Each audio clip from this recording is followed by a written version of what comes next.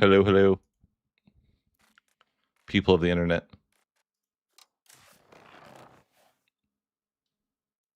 I am a person of the internet. And we're going to fix EU5 right now. And if I was a modder, maybe. I should make a rebalance mod, you know? Dedicate my life. I'd fail.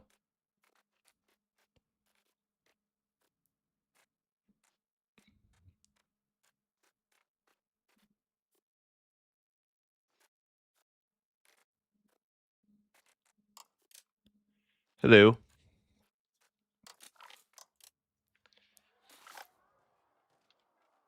But a few minutes before we start, but we're just discussing things that I'm hopeful some changes to EU5. I'm gonna make a video eventually, but I kind of wanted to get all my thoughts together before I make the video.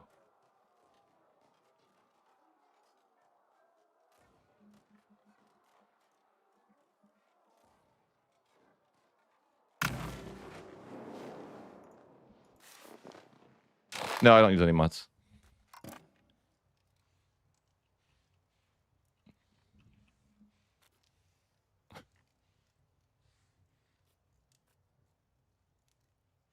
This campaign.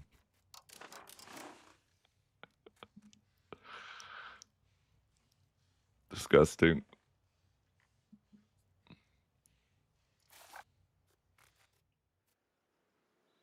Gross.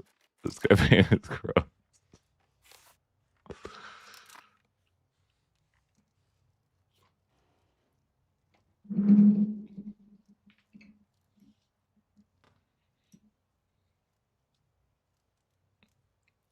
Just give me a second, though. We'll get started in just a sec.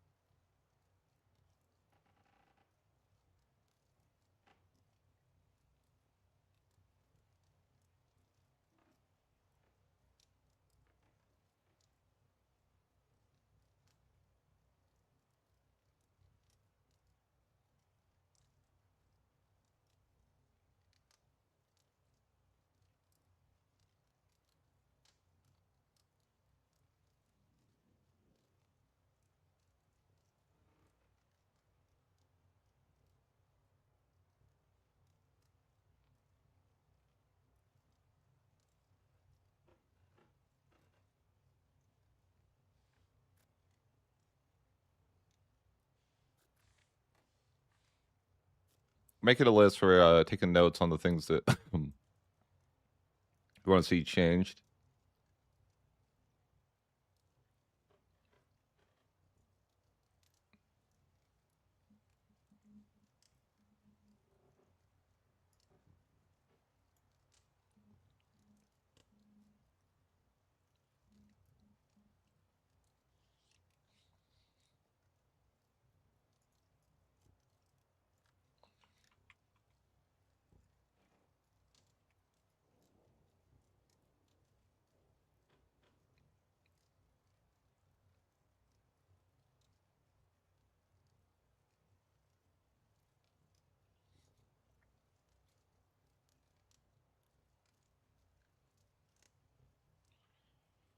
Oh boy, if I could only change a single thing. Ooh.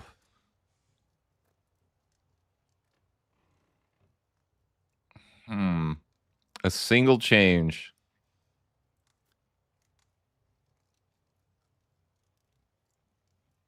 That's tough, man.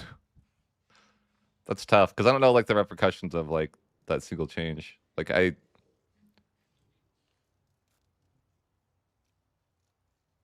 because it's like hard to know if it would work, right? Like I could say things like I want the AI to build more armies or something like that, but they might not have the eco to do that, so it might be an economy change that you know what I mean? Like we might need to fix the economy first before we can get there, but maybe that's like a 2-in-1.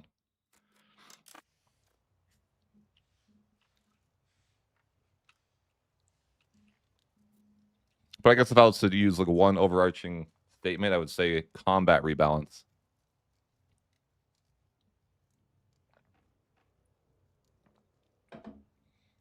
Would be like the overarching theme of the number one thing that I would want changed. But I would like say that includes things like peace deals as well, and casus bellis, and forts, sieges, force limit. Like, you know, it would be like a pretty wide topic.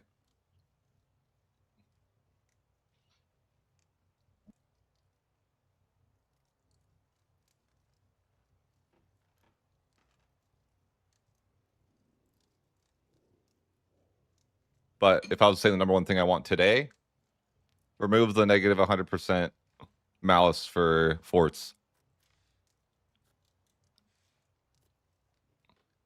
That would be like that'd be like the one thing that would like make me happy right now, you know, like a single line of change. Or maybe it's the thing we talked about yesterday where we removed the cap on the diplomatization penalty so that it would like kill the small subject meta. It's basically just the, you know, when you annex subjects, you get negative 25 penalty, but only stacks to 100. So the idea would be just let that stack infinitely. And so that at some point you really couldn't have happy subjects, or you couldn't annex subjects realistically at some point if you kept doing it with the small subjects.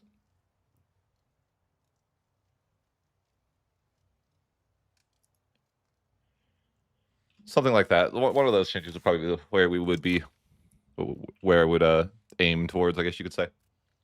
But there is some issue. We talked a lot about last stream about some stuff, but I feel like I didn't quite get through to all the things I wanted to talk about, which is, I know it was a 4-hour stream and I still didn't make it to all the things I wanted to talk about. We talked about most stuff though.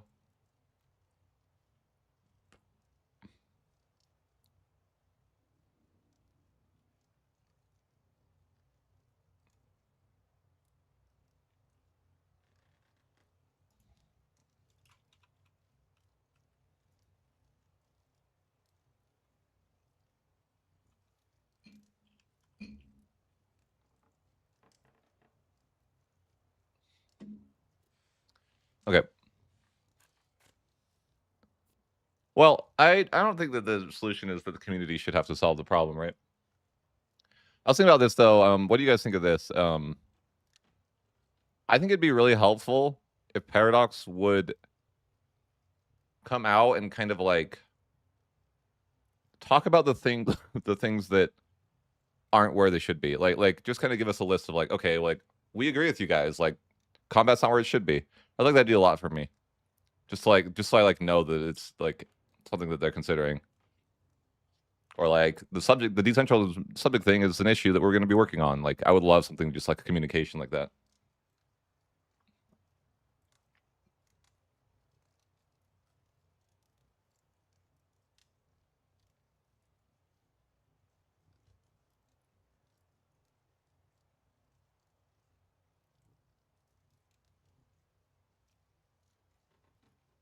But we'll go through the notes in a minute. But I did want to talk about like hegemons. One thing I forgot to talk about, and I'm like, I don't even know. Hegemons are like I don't know that they should even be in the game. I don't know. Especially now the China problem, right? Where it's like every hegemon is locked into China now.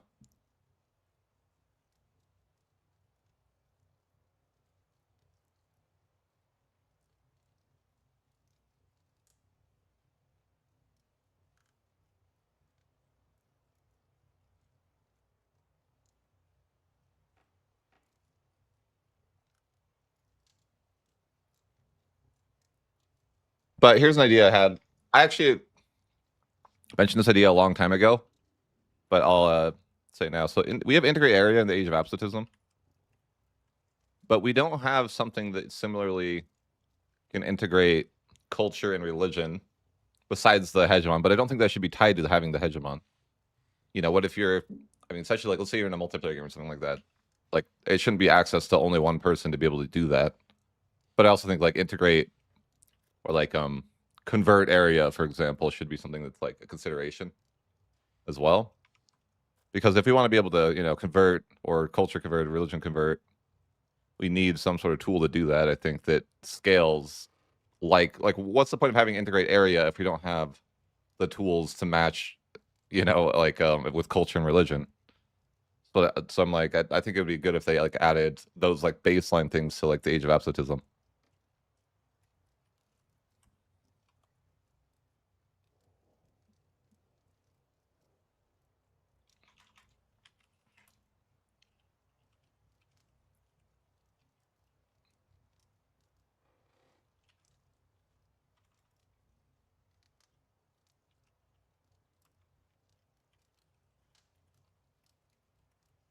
Something about this is just like a random one, but you shouldn't be able to recruit troops just because you like food access. Taking notes if you guys are wondering, should not replenish troops in foreign land.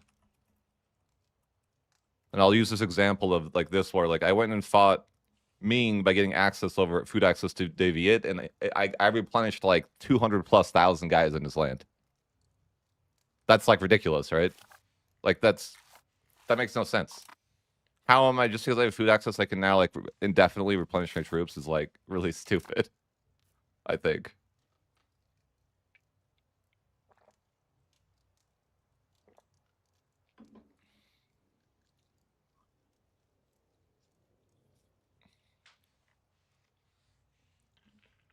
So that's something that I would say. I'd say the hegemons though, like I would say mill hegemon lets you ignore like mill hegemon is super overpowered, I think. Ignore mill access and replenish troops anywhere. That's like what the mill hegemon does, right? Like it's like broken. Like, hey, you can replenish troops anywhere you want, and you don't have to worry about mill access anymore. Like it's too good, I think. Like this button should be like, I don't know, it should be like illegal. I don't know how to say it other than that. Like it's just super broken.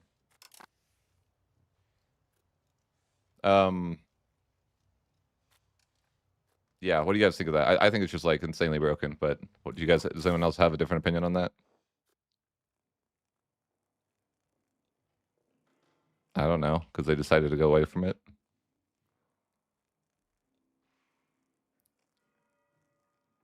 I don't really know that it needs a launcher. You can do all that stuff in the game.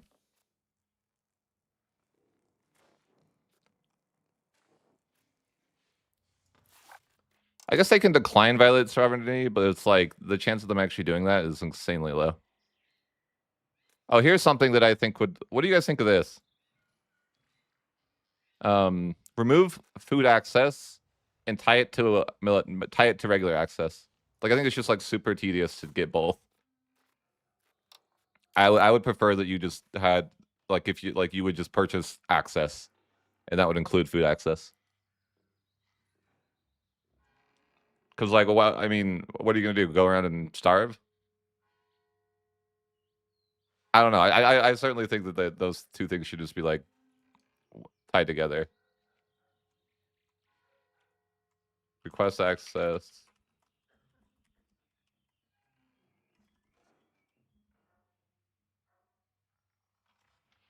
I mean, I don't even really like I mean, it's just like, why would you get access and then you just like starve in someone's land? It's like, of course you need food access. Are you just gonna run through and starve? Like, I don't know. Um,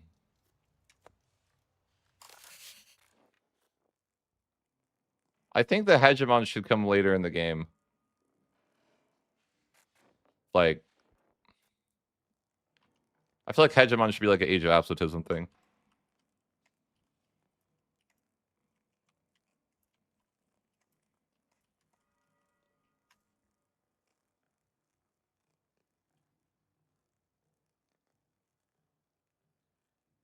Yeah, I agree with that.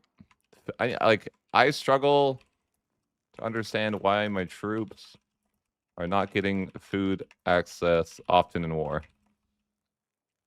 Make this more visible. What else? What else?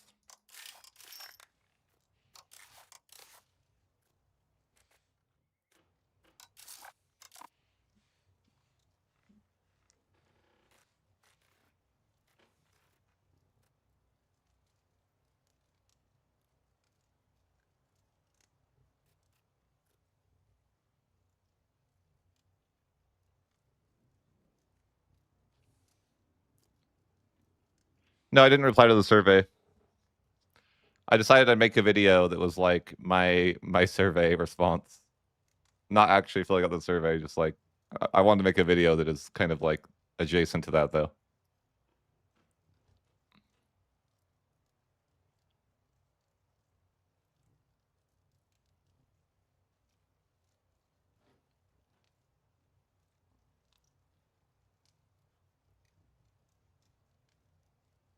But maybe we'll go fill out the survey too. I don't know. But I have too much to say that I couldn't fit into a survey, right? Let me think though.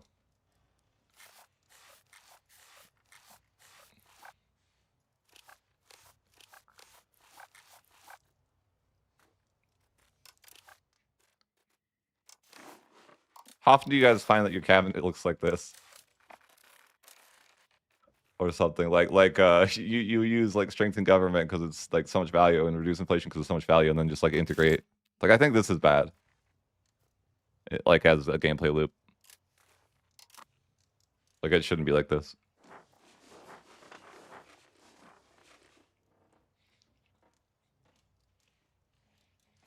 Also, like the mandate of heaven should remove culture as a mechanic from the game, right?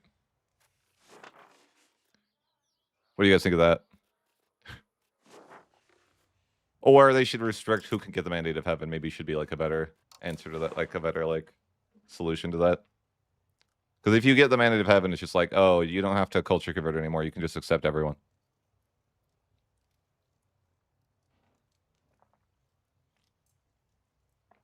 That's not like the important of a thing to like talk about. It's just like, you know, anyone can get the mandate of heaven, and it's like it solves the culture problem. I mean, as long as there's enough people that you can accept, I guess, right? But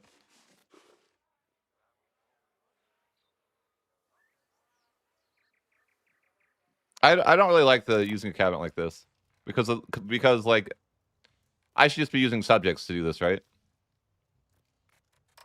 And I guess that's like the issue is like, well, why would I like realistically I should just use subjects to integrate my land. I shouldn't do it myself. That's a waste. I could be using my cabinet seats for other things. It's inefficient. But how do you nerf subjects in a way that's like reasonable? Like I don't hate integrating land like this. I think it's like reasonable. Remove them.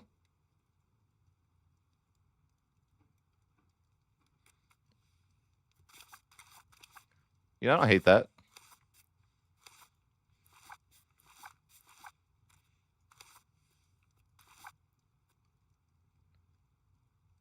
All right, here it is. Here it is.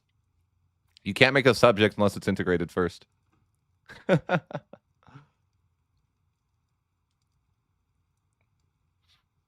would be crazy. You have to integrate land before you can make it a subject.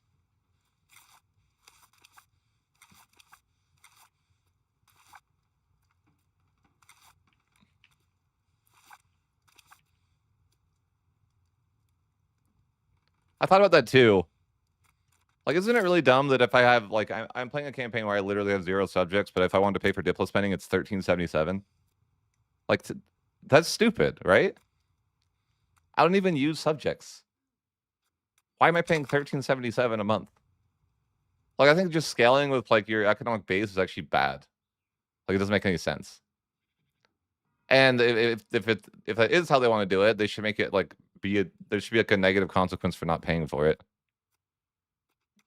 Because why am I paying, like, why would I want to pay this? It's just, like, nonsensical to pay this much money for no reason.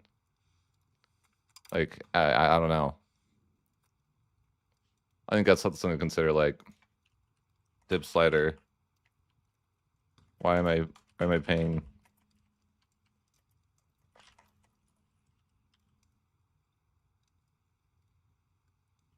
Right.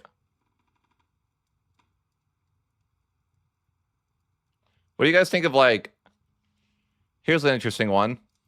What if they tied governors to being 50 plus centralization, which would make it like giga hard to have a lot of subjects? What do you guys think of that? I kind of actually like that idea.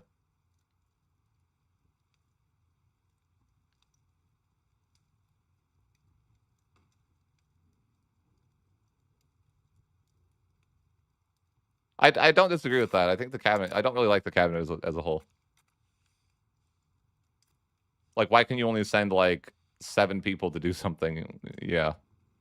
But I do like that idea, like, actually, like, the 50 plus central to unlock.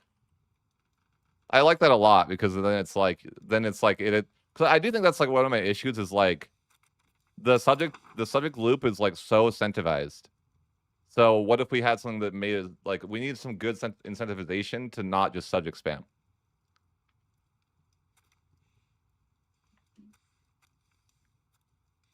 Like, yeah. I like that though. 50 central to unlock governors.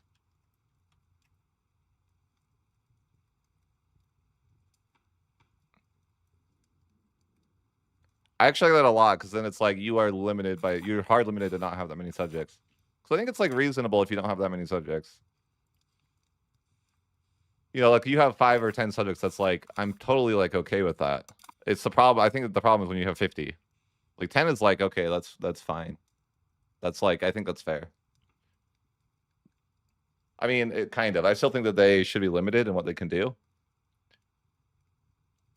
Like, I think that they should only have one cabinet action ever. Probably. Subject should be limited to a single cabinet action. I don't know, maybe that's too harsh. Because I don't know, maybe the player playing a subject would really suffer, but at the same time, like, I don't know. I think that it changes, like, a little bit in what they can do. What do you guys think of this? Or is it too cruel? Like,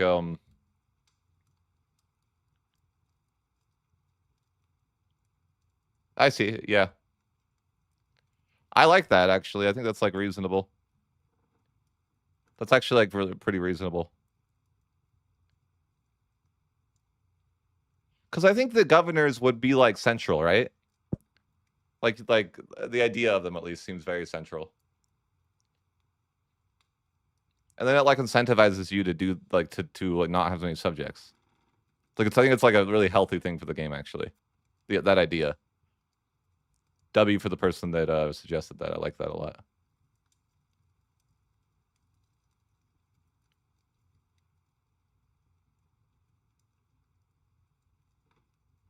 I also think that, too. I think that... Here's something that I've always thought. You should have to use a cabinet seat to annex a subject. Because then you're still having to use a cabinet seat for integration. Like, you don't, like, subjects... I don't like that subjects are a way to circumvent you having to use a cabinet action to integrate land. That's always something that I thought would be, like, reasonable. I'm like, I don't like the idea of subjects just being like, oh, we're going to use subjects to circumvent having to use a cabinet action.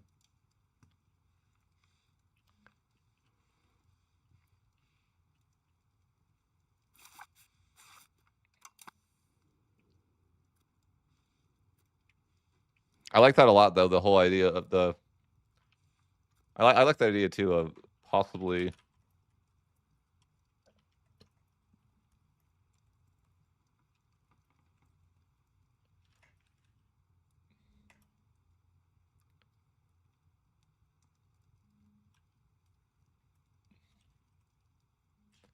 This is a random one, but Parliament Well, Parliament road debate should be equivalent to naval debate in value gained. Like you get 10 central or 2 naval push. Why?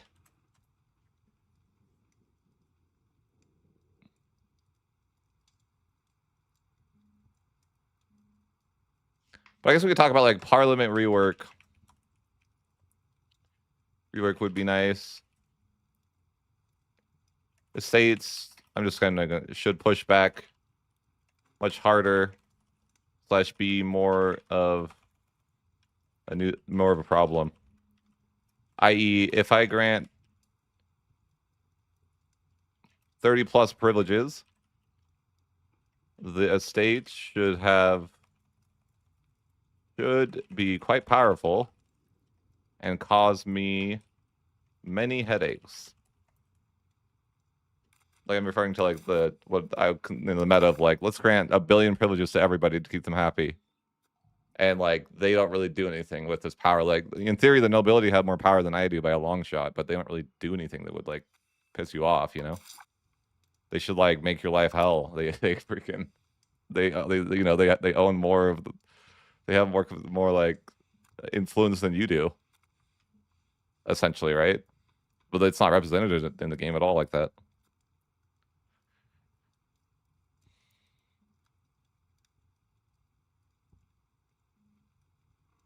I totally agree with that. I mean, that's why I don't like governors too, though, is because I feel like it should matter. I just really like the way that the game was originally like. It matters where your capital is, and it gets better over time. I really think that was like a governors are like a, I don't know, pushing that in the wrong direction. Where it's like you can kind of only get so much value per age, right? Like you can't just endlessly blob and get value all the time, which I'm like actually on board with.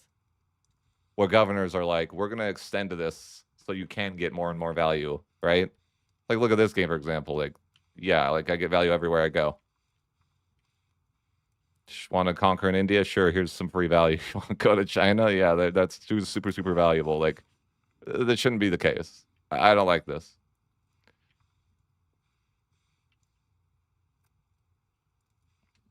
I also think Paradox does a pretty bad job of like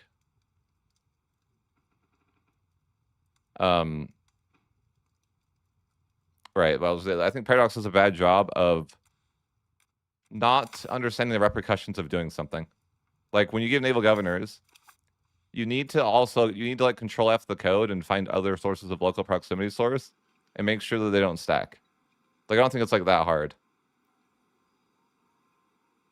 I guess it's not that big of a deal and it's like niche, but it's like just go through the code and be like anytime there's another local, just make it so it's unique. Like this is like the governor should just literally be like, that's the proximity source to 80, not plus 80. Just it's now 80. Like that, it doesn't seem like that hard of a thing to think about. But these decisions with Paradox are like, they need to just think this way on a lot of different things. Because anytime they make a change, I feel like it has repercussions that they like didn't think about for some reason. And I'm like, I thought about this immediately when they added this. The first thing I thought of. Like, do I just think weird, or is it like what's going on? You know what I mean? Like, why am I able to think of something like so innovative? Like it's not like I feel like it's like pretty obvious that if you add plus 80 proximity source, you're going to try to stack it with other sources of proximity. But maybe I'm just like weird, and I don't think that's the case. But of course, I wouldn't think that's the case.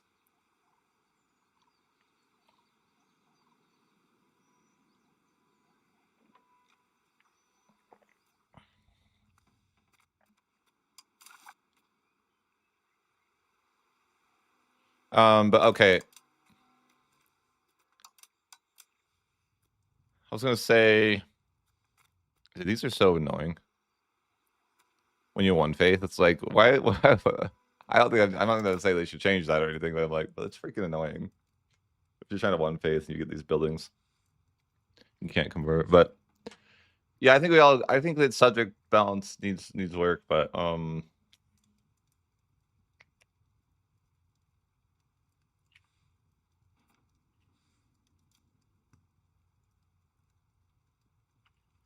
I honestly think the H tree should consolidate more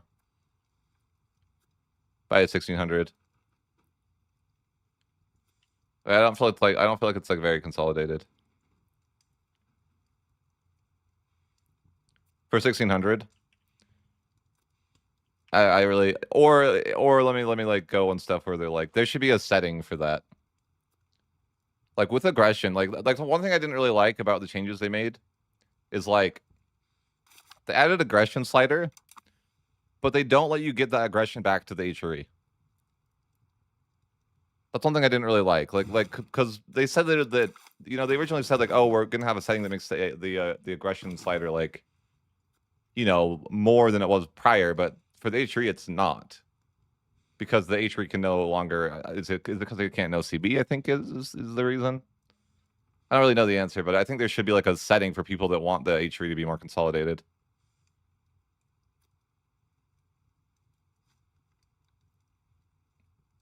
I totally agree with that. Like Parliament is super like needs a rework, because Parliament it's like, okay, like if you look at Parliament, like look at these buttons, it's like, okay, law changes are done in the first what 20 years of the game, maybe a little more, but you get the point. Is that like this is something that is only useful, and maybe they can make that better by like making the estates push for laws. I don't really know the answer, but like I put that in my notes. Like ask for law change, and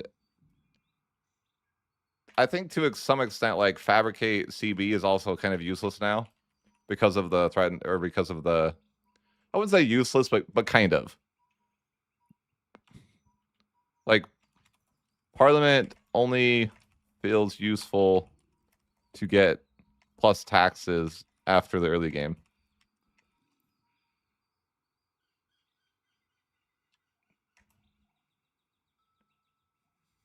I mean, but that's not true though. Because isn't EU4 like, is EU4 historical at all at the start date? Because if you look at EU4's start date, they have way less nations than the HRE. Way less. And that's by 1444. So I say that there was some consolidation, right? Clearly there was some consolidation.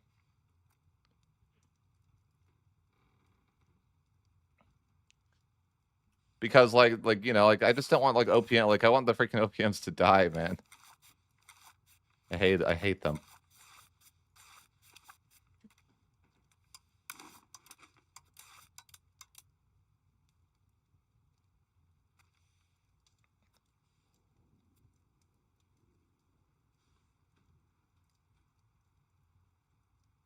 Plus, I like that. I like that, Jack. If the central require parliament approval for war. That's nice. But I think like Parliament is one of those things that's like Parliament could be so interesting.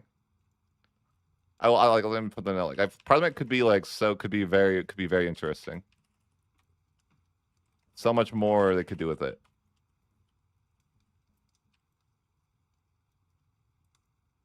I do think like they like if they rework Parliament, it could be like it could be cool.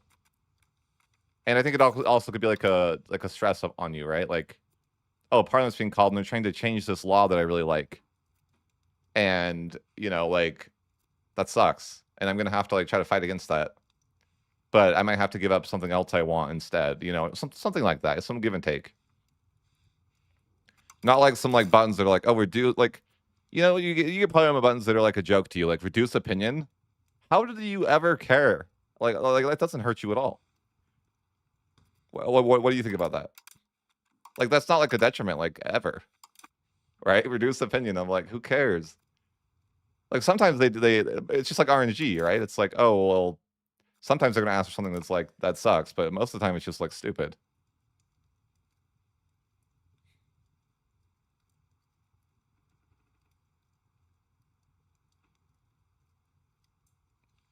But I think that like I don't know where to go with Parliament other than like I think a note would be like just I want it to be reworked. I feel like the estates in general need to like be, there should be some sort of like part of the game should be managing like your estates a bit more. I also feel like granting privileges is, maybe it's just as like a meat. Like let me know what you guys think. I think grabbing privileges at the start of every campaign feels really bad, like tedious. almost. And the fact that you can't grab them all at once is like really frustrating too. Maybe that's just like a me thing though. And I'm like, I don't really find it like fun to like grant like 20 plus privileges every single campaign at the start of every campaign. But I similarly had an opinion in EU4 about this. Like it just seems like I'm just starting a campaign and I have to do like all these chores. I don't really like that I don't know. I just don't find it like fun. I feel like there's too many privileges that you want.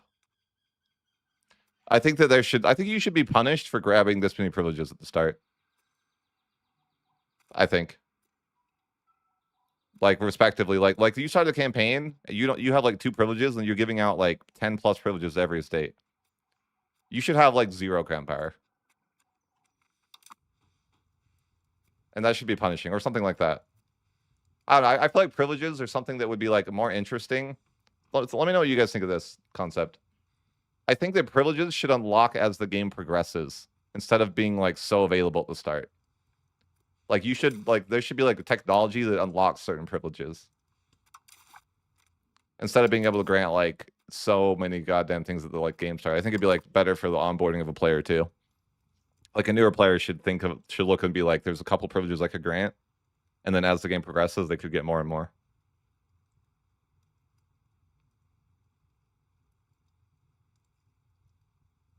But that's like, I think absolutism, like that's a topic for another day, probably. Like, I don't even know if I would want to include in the video, but absolutism sucks. Like being absolute should give you bonuses that are actually worth it. Like, I think it's never worth it to remove all your privileges and that sort of thing. But yeah, I think for like the player experience, it would be better if there wasn't so many privileges to grant at the start. Like the burgers, you want to grab like 10 plus privileges or something, right? I agree with that too.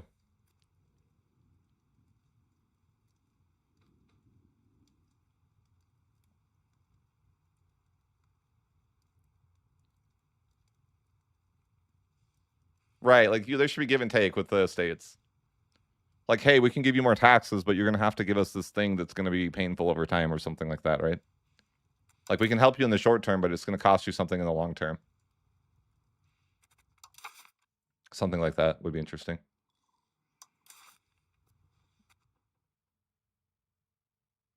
Great Spanish Dynasty, yeah, that's because I'm the Emperor of China.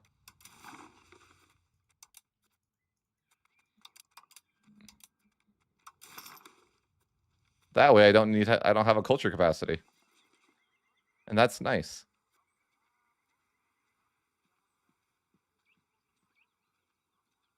Yeah, I agree with that take too. That's a values argument though. Like, yeah, like you should always. Not only should you always go this, but I feel like it's like going to happen unless you fight against it, right? Like you're going to hit 100 aristocracy unless you actively try to not, and it's like good for you that you did that too, right? Like it's like, why? Right. And then the argument is too is like, why would the burgers build roads when they would lose money from that? Because they're giving you more control. Right? Why would the burgers actively want to take away money from themselves? It makes 0 sense. We're gonna build roads to help you get better control, which is gonna lower the money that we get. Like, okay. I really think it'd be worth it to them, right? Technically, maybe, but it's like I don't know that they would like. I don't think that'd be like worthwhile for them. Like I think the control would be like, if you're looking at like purely the value of money, I bet they lose money by building roads.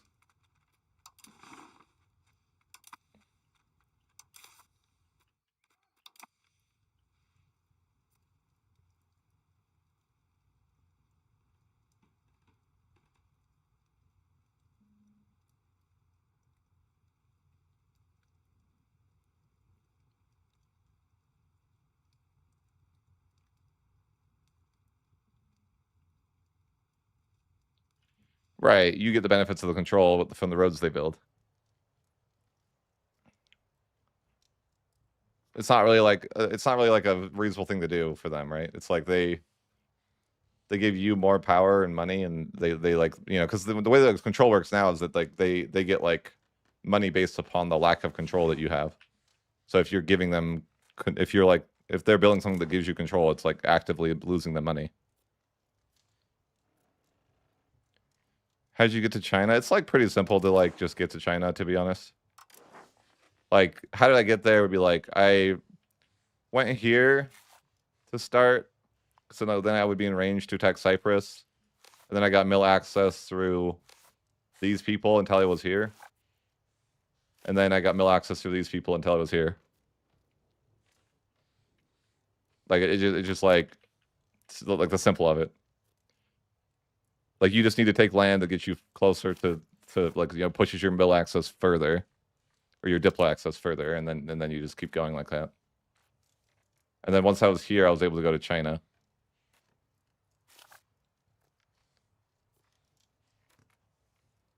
And the ability to steal maps now is like super overpowered, right?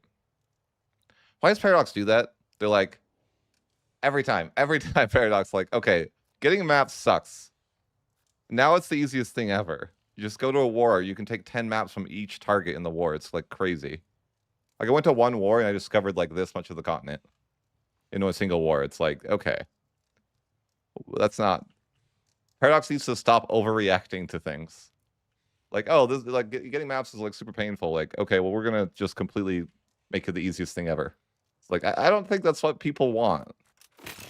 We don't need to, we're not like asking you to like overreact and freaking make it. You know what I mean? Like they're always so like they make these like massive dramatic changes over like feedback. Like sometimes I just think they need to like make make like some like feather touches on like balance, right? Like some like light adjustments. Not like these massive overhauls to balance, like, you know.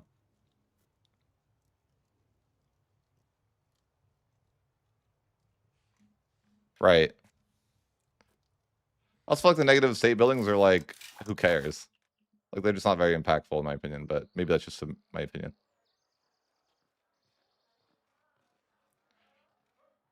Right. I do think that they're like too sensitive too. But it's weird because I feel like they're like sensitive to like a certain play, like whoever's like on the forums or something. I don't know.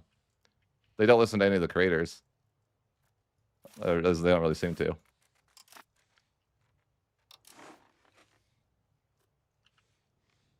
I feel like they listen to like specific sources of info that they like deem like the forums or something. I don't know. Because I remember just being in early access and like all of the different like most creators would leave feedback on stuff that is like now being addressed, maybe, right?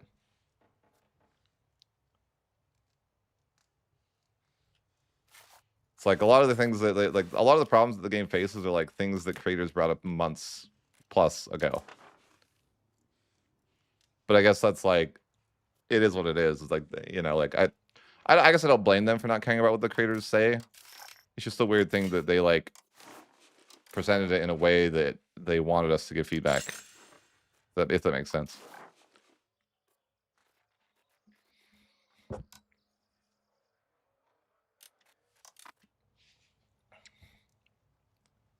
I can take credit for one thing though. I can take credit for a single thing that was implemented because of me, and that's the Annex Revolter button. Like before, you had to go to the peace deal and find it in the screen, and I directly said that there should be an Annex Revolter button that you can click. And they implemented it, and I was like, hell yeah! I changed the game, baby. Oh, and the Christianity religion there. No, yeah, that's probably on me too. That's reasonable. I think I got Muscovy nerfed too. Like directly 1-to-1, I think Muscovy was nerfed because of me.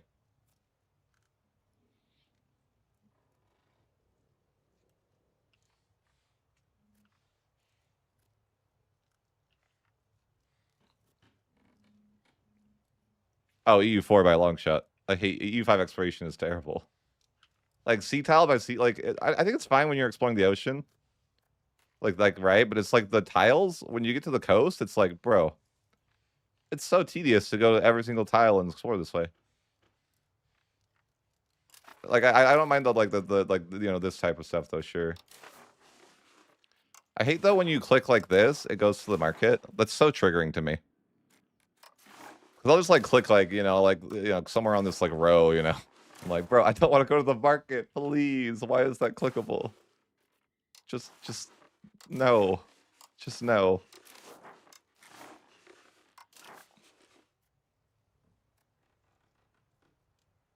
If you 4 or 5 had the same popularity viewership, which one would you be playing? 4 probably.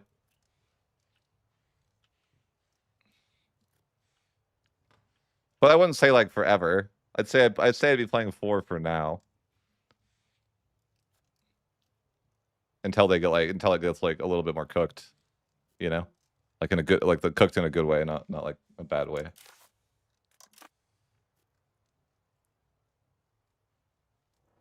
I think flavor is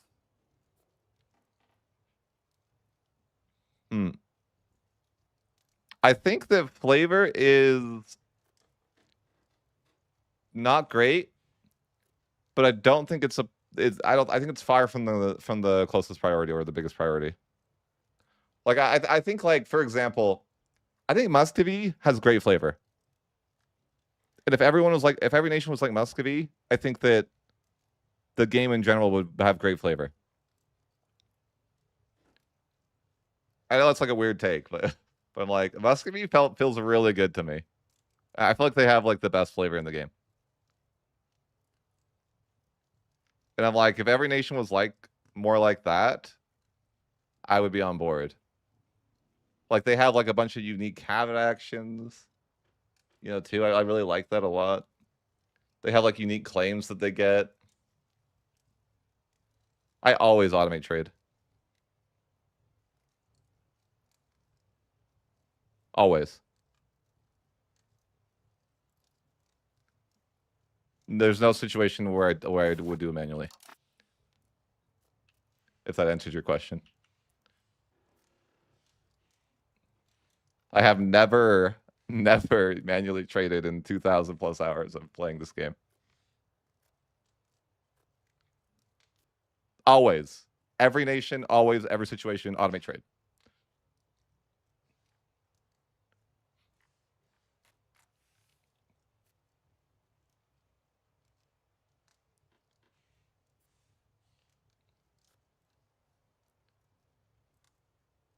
May I know why? Sure. I think that the difference in you doing manual trade versus automate trade isn't big enough to justify how tedious it is. If that makes sense. Or like, I don't feel like the micro is worth it. The game isn't particularly challenging when it comes to economy. And so why would I want to dedicate so much time to kind of like interacting with this really tedious system, or at least I find it tedious, if that makes sense? So I guess the simple answer would be like, I think the game is fairly easy to the sense that like I'll have a great economy without needing to do something like this that I don't find fun. If that like answers the question. Like it's something that I don't find fun and I don't think it's necessary.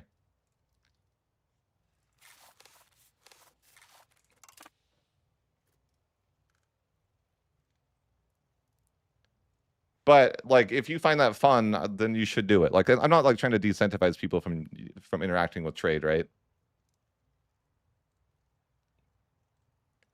But I guess to that extent, like in the early game, sure, but does it matter in the long run? Would be my argument to that. Like,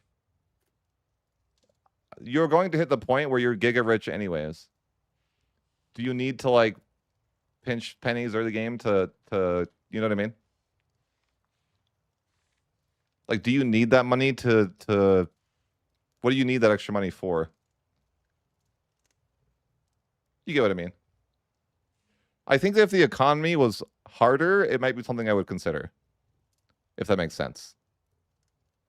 Like, and that's like a lot of the kind of micromanaging tasks. Like, if the game was more difficult, then I would probably interact more with mechanics that I felt like were,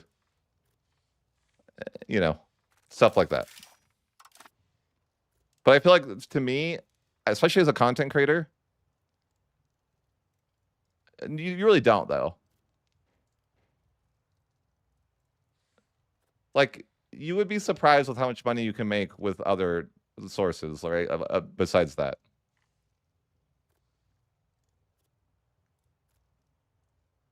Like, for example, like, you might just find an opportunity to fight France where they're really weak, and you don't need that many mercs. Like, maybe they just fought Bohemia or Spain, or you know what I mean? Like, there's also other opportunities other than just like, I need X money.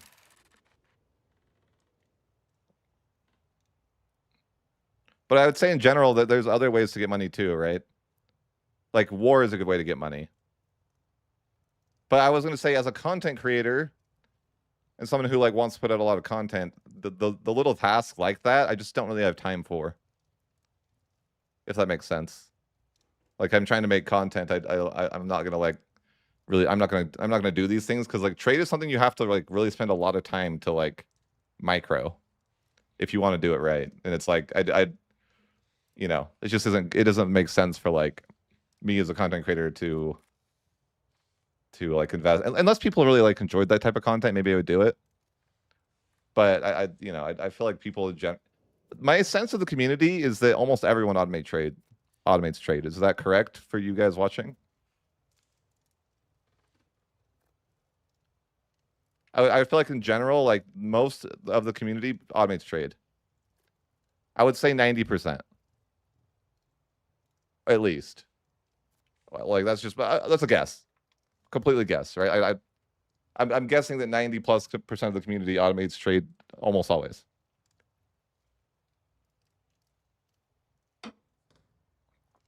That seems like the sentiment. Yeah, like that seems fairly normal. Yep, sounds like at least my community. Hey, good for you. Good for you. If you enjoy it, all the power to you. You know, like that's what I think. That's what I'm about.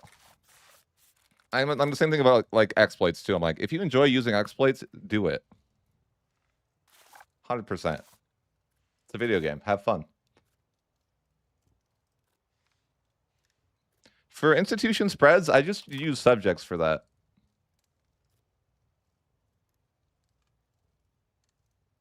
But here's something I heard from Generalist. Generalist is like the economy god in my eyes, right? And even he says that it's not worth to automate or it's not worth to manually trade. And when I hear that from the economy god, man, it's cooked, right? Like if Generalist Gaming says that we don't need to, like, who is the economy guy, and he says that we don't, the doing trade automatically is barely that different from manual. Like, yeah,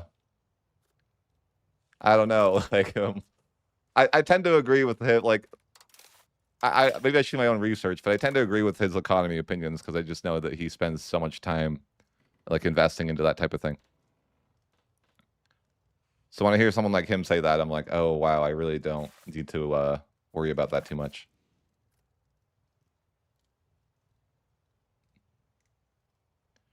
Oh, I find it super, like, I find market shortages really annoying. I'll tell you that.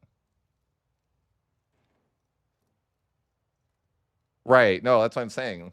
Generalist, for sure. Like that's generalist. And like, man, if he doesn't think trade is necessary and he's like, you know, he puts that much effort into the economy, I'm like, he's probably right. I know maybe that's not like the way to look at things, but I'm like, I'm kind of okay with in that opinion of like, yeah.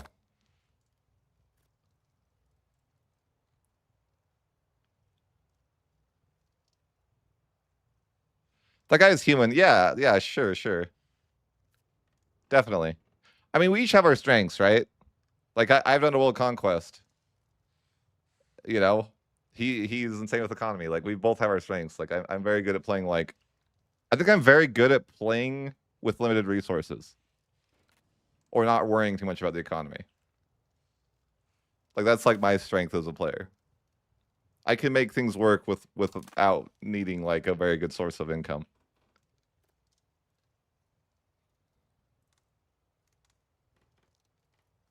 I guess we could talk. I never wrote that in my notes. I probably should. Like Ottomans should succeed at least sometimes, right?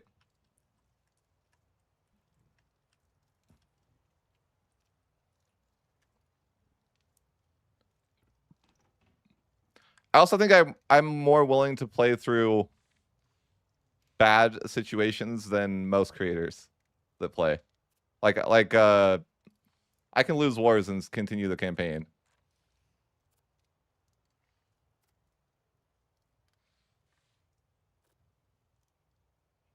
Also, I have never played Holland.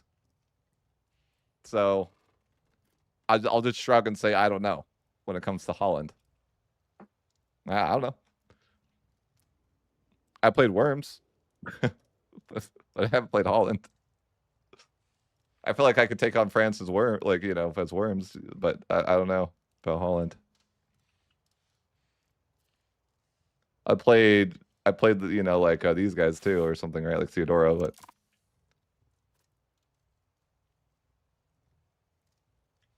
yeah.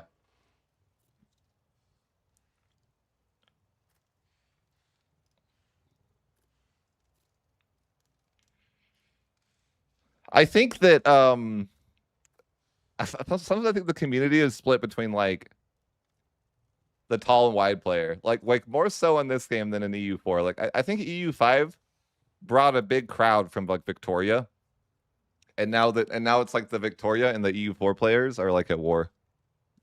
Obviously, that's a little over exaggeration of the situation, but to some extent, of like you have like two different types of people that want different things from the game.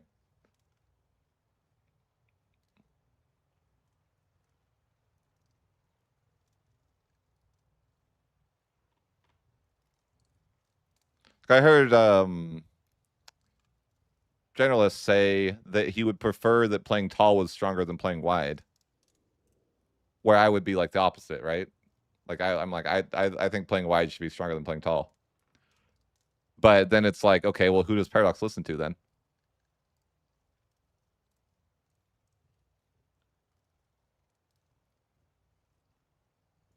That would be like the question, right?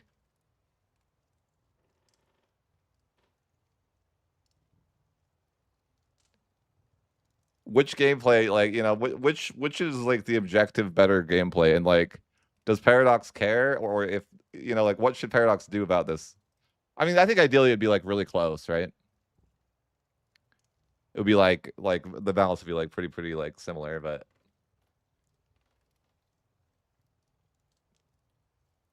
I just remember like having some discussions with like, especially early on in our gameplay. Like I think nowadays Generalist plays a lot more expansionist than he did early on in early access.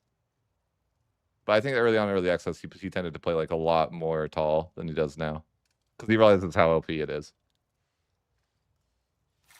especially with subjects, right?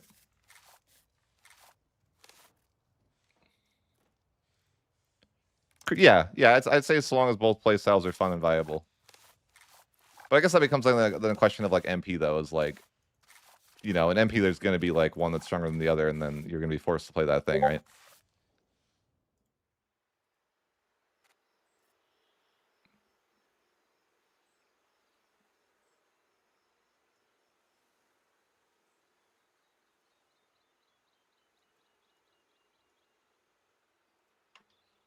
Call the shot. Nothing's cooked in EU5. Just offer them sound tolls if they deck on you,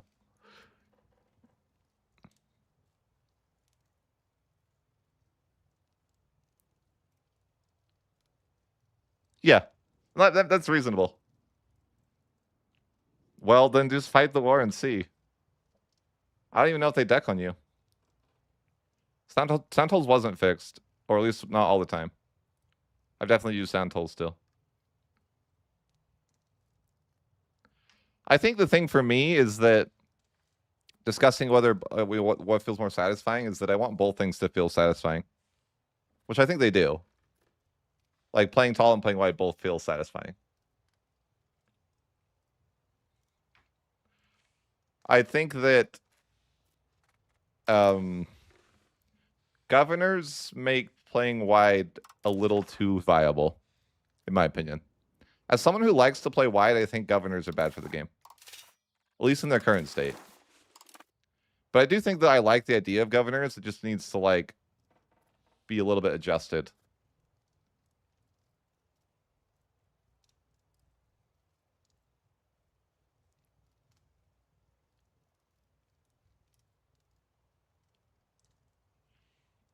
But I also think that I'm trying to get to my notes though. Let's get back on topic so I can like I want to make a video about this for feedback. What have we not talked about? What about religion? We haven't really talked about religion. Should we just like put like buff Catholic? Or what do you guys think? Like I think like Sunni is like way stronger than any other religion, right?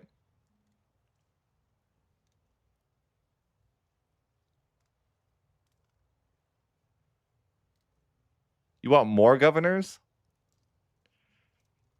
I don't think my issue with governors is that they ruin the control mechanic. That's my issue with governors. Is like, okay, you have this mechanic that's like the game is based upon this mechanic. It's based upon the idea that you can't really get control, or at least that's how it was earlier. You can't really get control that far outside of your capital region early on, right? So like de-incentivizes blobbing, in my opinion, or at least it did. Like, let's say I was playing Milan, like that because it's my favorite nation, and you know I'm playing Milan. It's like, well, if I go in and conquer Europe, I don't get that much value to do that, right? What am I saying? This nonsense. Like, if I'm Italy, should I get value for invading Europe early game?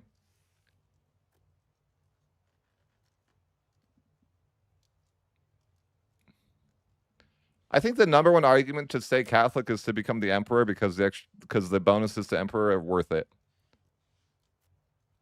I think that's like the like what you could argue about Catholic is like it's good if you're the emperor, and it's not that hard to be the emperor. So it's like, in a sense, it's good.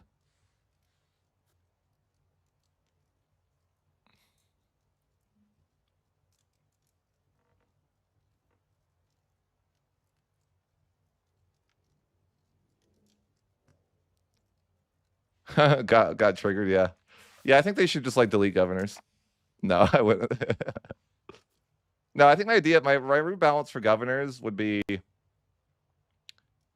for one, I think the land versus naval thing should be like I want to go to like completely like what I would do, right? I think that you should only get like land governors if you like have 50 land, and then naval governors if you have 50 naval. And then you should have to have um proximity at least 1%. So like the idea would be like if I don't have at least 1% proximity to a location, then I cannot build a governor.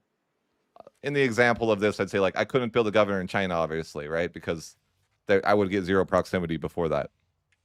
So if I would get 0 proximity before the governor's there, then I shouldn't be able to build it. Would be like my balance change. That also helps with like cheesing and staking to like a valuable land or something like that. I would also remove the naval thing where you can't build it if it's disconnected from your land. Like as a also this also I would change. Yeah, you know what would be kind of cool? What about what about if there was a bonus for being at peace, like a prosperity bonus over time? Would that be like too good, or like what do you guys think of that? Some sort of like we've been at peace for a while, we're like in a prosperous time.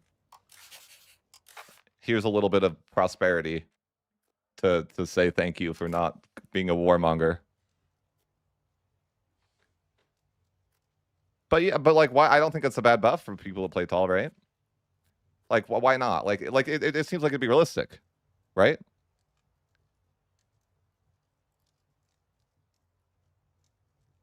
Wouldn't it be like a more prosperous time if you weren't constantly going to war? Like I feel like that would. What do you think?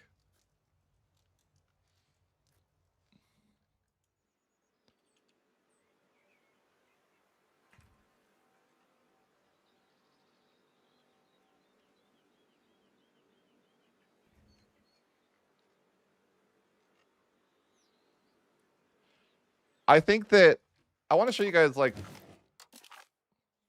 this type of stuff too. Have you guys ever played like Byzantium? That's a joke. I'm sure you have. Like, okay, so I was playing a campaign where I was like, I'm not going to use subjects because I hate subjects, right? And I don't even think I'll make it into content because whatever. But I'm playing a game where it's like I don't make subjects, okay? And I found myself at max. I go into war like I'm a blobber, right? Like I'm freaking like maybe not I'm like crazy blobbing, but like I mean I'm integrating all the line myself. So it's like it's time consuming to do this, right? Like this campaign. And I'm not like my economy's not great because I'm not using subjects and my crown power is like tough, right? Stuff like that. But I'm max complacent. And I'm like, bro, what is this? This is troll. I'm going to war like every other freaking day. And I'm max like it's 1431 and I have like these borders like obviously I've been going to war at least a little bit, but I'm max complacent. Because I can't get any threatening rivals because I'm an empire. And it's like, bruh.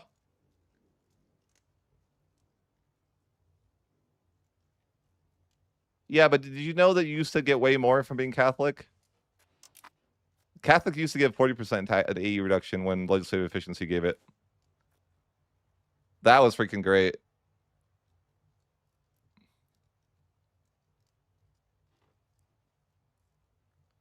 Complacency triggers if you hit negative stability. So this effectively just says you have to reload your save if you accidentally hit negative stability. Like is like how this effectively looks. Because the complacency disaster is not playable.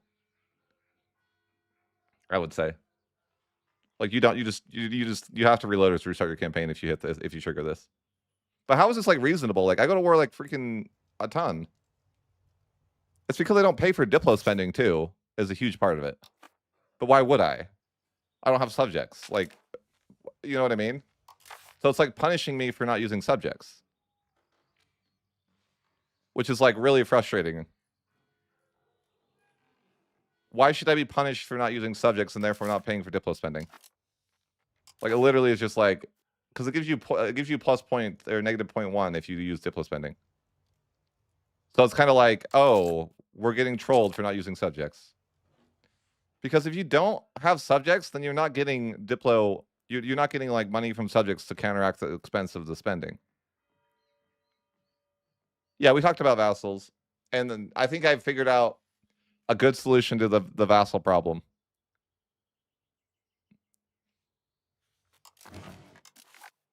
Or we came to like a relatively good solution to the vassal problem. No, it wasn't remove them. The solution that I came up with after thinking about it for a while. Yeah, at certain points of the campaign you will get more money than from your subjects than Diplo spending, but I want to show you with this campaign. It's really simple. How to fix the subjects issue. Ready? This modifier has no cap. Meaning that it does not cap at negative 100.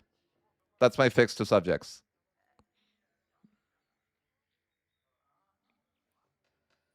This modifier has no cap. If you keep annexing, it keeps going up in the negative relations. That's how I think that's how you fix the subject spam, because then you cannot annex subjects at some point because you will get an insanely negative value. There's my easy solution to the problem.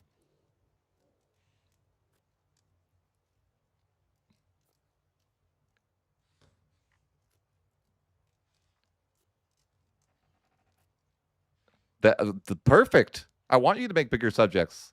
That's the point. Then you get less cabinet actions, and it takes you longer to annex. That's the point. It gets worse, right? Your subjects get worse value because now if I get like if this is one subject now, that they have to do all the same stuff, but instead of having all the cabinet actions, they have a third of the cabinet actions. It's not that crazy of a solution either, right? It's just like it's something that's like relatively simple. I think maybe they should go further with it, but I think it's like a first step to fixing the problem is actually kind of like a good idea.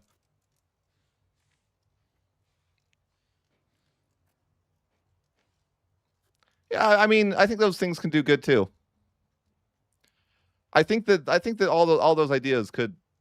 I think there's that we could add more to the problem, but honestly, I would rather just if it was me and I was a developer, and I'd be like, oh, this is a big problem. Like this is a little adjustment, and I'd like to see how it would play out before I'd even do anything else. To be honest, like instead of being like, oh, drastic changes, like why not for once just like, let's just try this little change and see what happens. Like I genuinely think it'd be a good idea to do it like that. Like I could say like, oh, I want you to remove cabinet actions from them too, and all this other stuff, but I'm like, really, I just like to see what that would do alone. I mean, I don't disagree with people saying like integration should be changed, but I'm just like, I like the idea of for once, Paradox just does a little change. Just does like a little change and sees what happens. Instead of like a drastic overhaul. Like all we're doing is like changing it so a certain relation has no cap. Like it's a relatively like simple change without being like, you know, super scary. But I also think it makes like improved relations like a powerful modifier, right? You can already improve like crazy high anyways. But it would be like harder.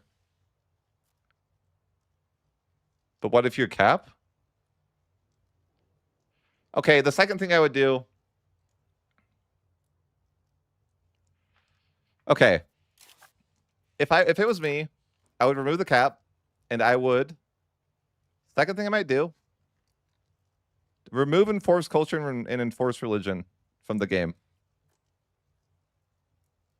Just, you know, don't like subjects shouldn't be allowed to like do this for you.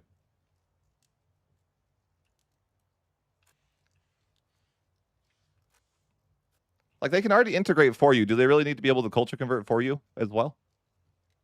Do they really need to be able to religious convert for you as well? Like, are they not strong enough already? Like that's my logic in those type of changes. I'd also take it so they had one cabinet action.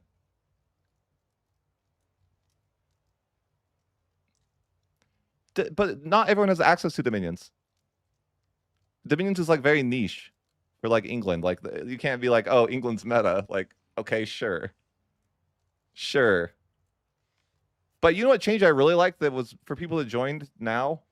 One of the suggestions I liked the most that would nerf subjects. 50 centralization unlocks governors. How do you like that? How do you like that? Because that's a big trade-off now, right?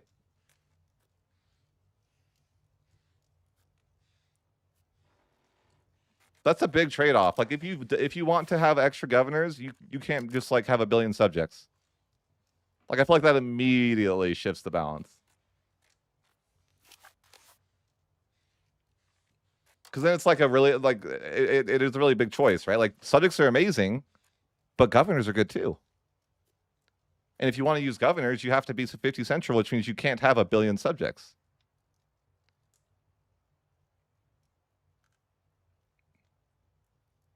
Why would it mean that?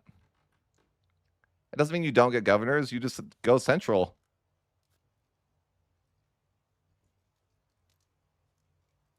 Sure, you can get dominions as anyone, but like, who's gonna like? I feel like that's 1% of the player base that's gonna do that. Like, are we gonna form England or switch culture every time for that? Like, no, 1% of the player base will, but like, who cares? I agree with you, Noob Lord, 100%, 100%. I think that this is another idea that I had, or someone said. The proximity value you get from governors scales on your centralization trend. That's another idea that floated around that I like that someone mentioned. So like if you're not like you're not going to get that much value unless you're like unless you're fully central, you're not going to get like the max of 80. These are just ideas that people have floated around that I've liked. I'm not like saying like these aren't even my like my ideas. I mean that's the whole point of the stream though, is to have like other people like, you know, come up with ideas that I'm like, oh, I like that. That's cool.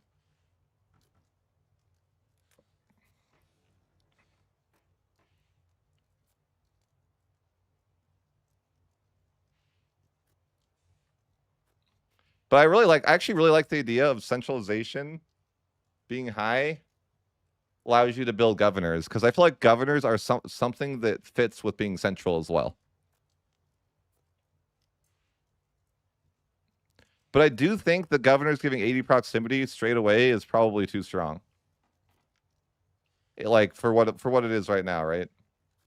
Like I feel like 60 centralization or something could be like more reasonable, or maybe like 70.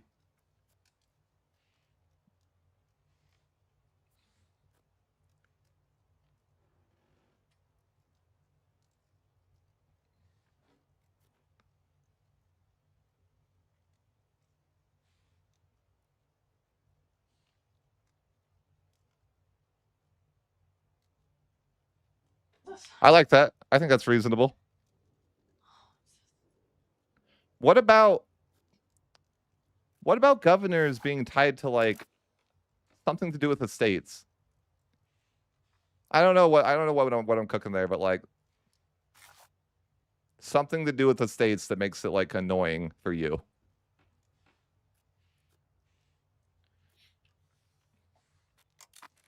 I'm not sure what I'm cooking there, but I'm like something like that.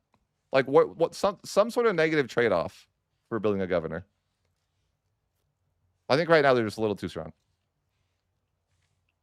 I think there's a lot of different ideas though of like what you could do.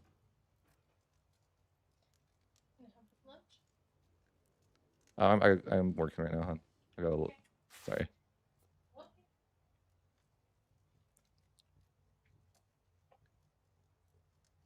What do you guys think of only being able to build a governor where you have at least 1% proximity yourself? Meaning like you have to at least have like some form of proximity if you want to build a governor there. I think you need to have like max proximity. I'm just saying like you need to like you can't have 0 proximity in this location.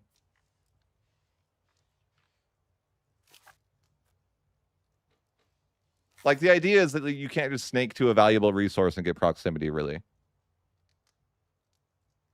I think in my nation right now, I mean 1600s, but I don't even know that there would be a place that I have 0 proximity in. Maybe like somewhere in the center here.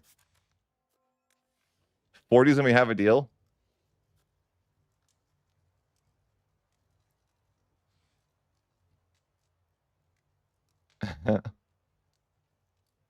No, I mean, what's the point of putting a bailiff first? What? Yeah, I think that's like also a reasonable thing. Like, what about like you have to have the same, like you have to have majority culture to put some. I just think there's not enough like conditional requirements. I think in this campaign, I think I was too lazy to even build governors, if I'm being honest. By the way, I'm like I couldn't be bothered. I don't care. But you know that's life sometimes, right?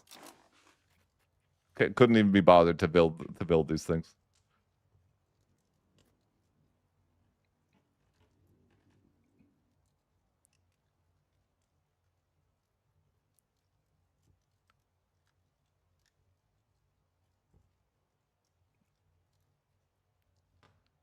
Sure, I think there's a lot of different ways you can go about trying to fix it for sure. I like that. I think that's like reasonable too. Like a high pop requirement. Or I just think it needs to be a little like toned down just a tiny bit, just a tad.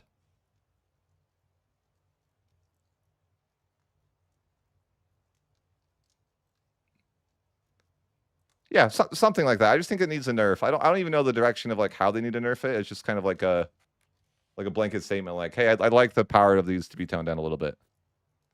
And that's just like a general like idea though. And I also think though Why are you developing Anatolia specifically and not your capital? I'm doing that. Oh, I was doing it to show. I'm not really doing that. It's just it was an example of something. Sorry. Like I was giving the example of this is what I would prefer the cabinet to look like. So I was doing an example of like I would prefer the cabinet to look something like this instead of the integrate. I just did it randomly because I was just like making an example, I think. But yeah, that's why, because I was just like giving the example of like I would prefer that you use your cabinet for unique actions rather than using the same on 8 integrates. So I was just like I would prefer the cabinet was like, you know, different. I think the integration as a whole I would prefer if integration as a whole was different.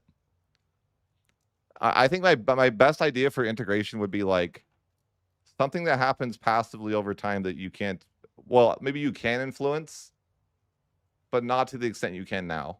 Like maybe there's modifiers like integration speed helps with this. Like you know, like something like buy blood like increases the speed by 10%, but it's still like, you know, like what's 10% faster of 30 years? Like it's good and it'll be faster, but it's not like it's still going to take a while. Something like that, maybe.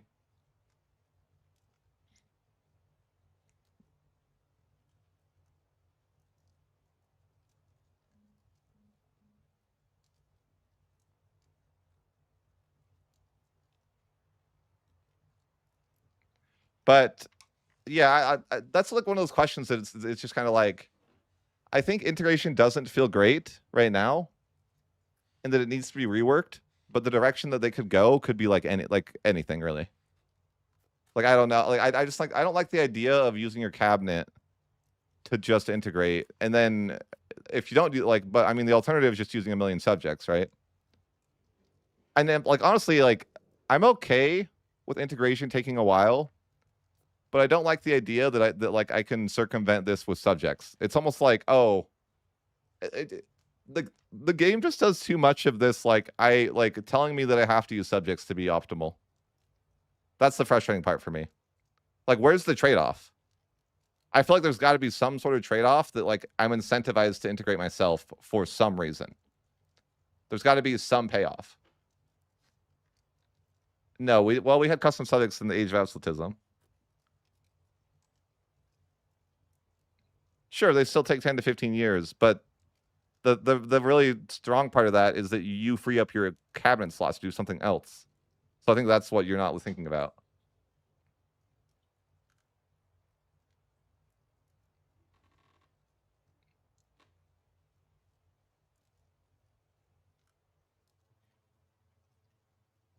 Sure, you can say but 1300 to 1400 is historically accurate, but you should play with subjects the entire campaign. Literally. That's not historically accurate, is it? You really should. You should literally always use subjects because they give you more cabinet actions. 1700s, you should. Absolutely.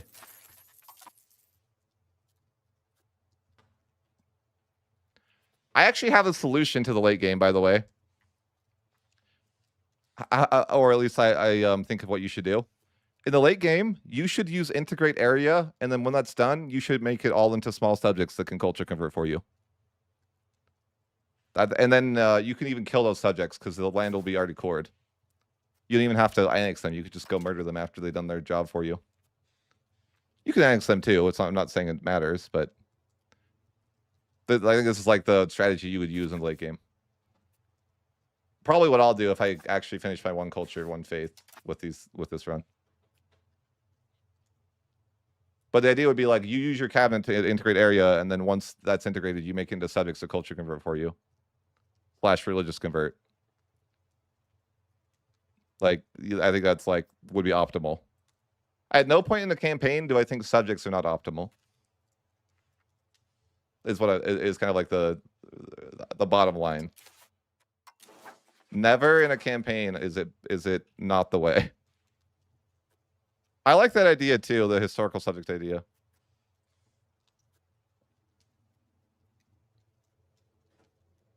I don't even like it's. I mean, it's like physically painful to one culture, one faith, anyways. You know, like, so do I really want to?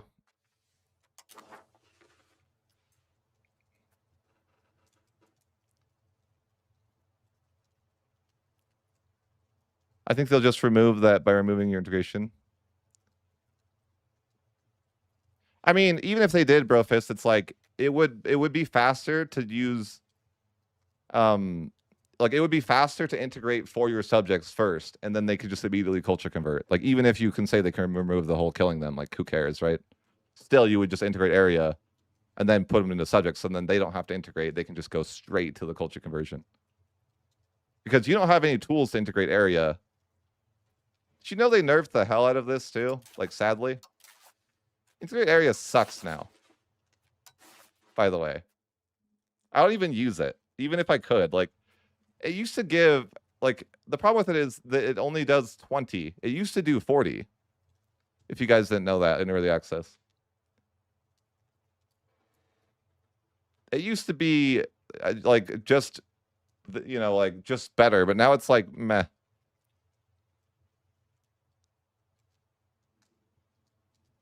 Right, but I'm saying, like, I also, like, I talked about this earlier, but I think assimilate area shouldn't be tied to the hegemon at all. I think it should be an age of absolutism research. And they should also add into or convert area as well in the age of absolutism.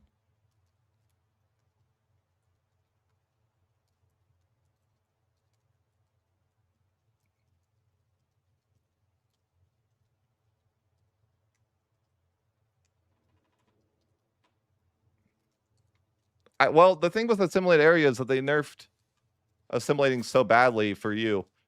Like, do you guys know how badly in 1.1 nerfed your own ability to assimilate, right? Because it's based on control now. So assimilate area is like garbage in comparison to just using subjects to do it for you. Like, they nerfed, they buffed subjects in 1.1 by a lot, because now your ability to assimilate or religion convert and culture convert is based on control, and your subjects will have a bunch more control than you ever could. So I don't know, people don't talk about it much, but like, subjects were giga buffed in 1.1. Isn't that kind of funny that the most overpowered mechanic was actually buffed in 1.1 by a lot? Like, I don't know that they thought about the repercussions of doing that, but that's like a reality, I think. Like, because, you know, it's like, this is the bottom line. Like, oh, finally, this value is completely based on your control. So it's like, okay. Yeah, you have to do that, but it's like, why would you do that when you could just use subjects? You can do that. I'm not saying you can't, but I'm saying, like, it's not the way, right?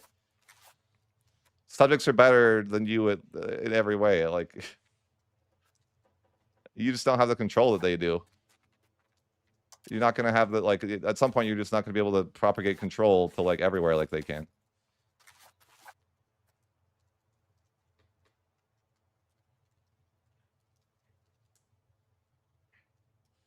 Right. They effectively, if you don't use subjects, then you don't have a cabinet.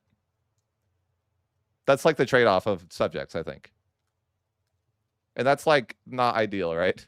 Like, if you don't want to use subjects, you just won't have a cabinet ever. And that's like, is that really, like, reasonable? Like, I want to be able to, like, reduce inflation or you know, improve diplo rep or strengthen government or develop my land or things like this, right? Like, I want to have a cabinet that does something, but unfortunately, like, the only way to do that is by using subjects.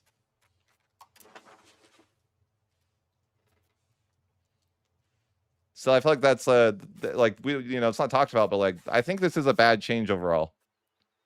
I think that culture and religious conversion shouldn't be based on control.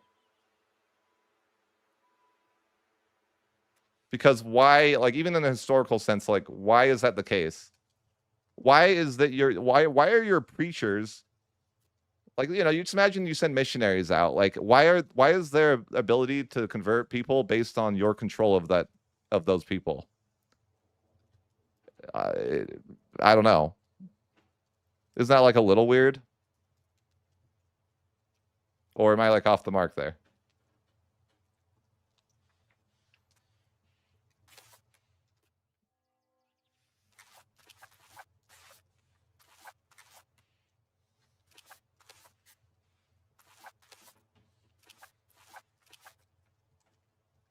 Yeah, it does have a cap. You need to culture convert so you can full core. I think that that's a good. I mean, I mentioned that earlier. Like, I think that you shouldn't be able to enforce cultural religion with subjects. I suppose. I guess I suppose that, but that's only in the idea that the government is tied to religion, which I guess maybe they are in this game. But like, I think a lot of times in real life, like religion is separate from government.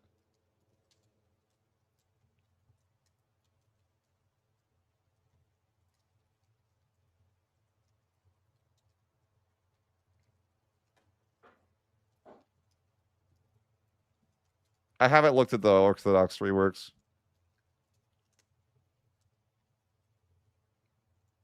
Yeah, I think that's like fine then, but like, what do you guys think of like subjects not having 100% control? I think that would be like something to consider too. Like subjects should have like a negative control modifier for being subjects. Like negative 25 max control, for example, or something like that. Like, are you really in full control of your people if you're a subject? Like you know, like I don't think so. You answer to somebody else. You're not in full control of your land. You answer to somebody else that you have to pay money to. How is that representative of having perfect control? You literally give your money to another guy. You know, like I don't know that you are in perfect control in these scenarios.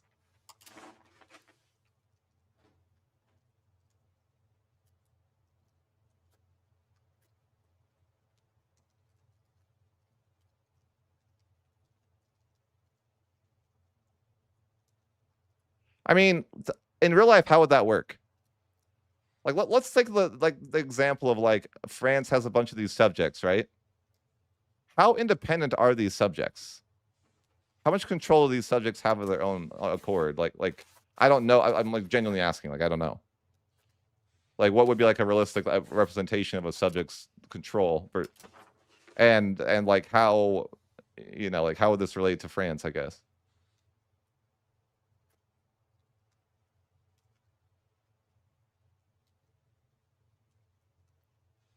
So did they? But like, what were their subjects doing though? I think a subject is like someone that like is under the protection of this person, but is required to pay some sort of tribute or provide some sort of help or something like that. Like there's a trade off. Like you're saying like you're under my protection, but you know, there's a trade off of some sort, of some give and take.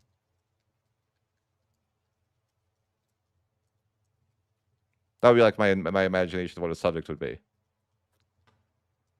Or it might even be like a protection from them themselves. Like you're a subject of France because you want to be protected from France attacking you or something, right?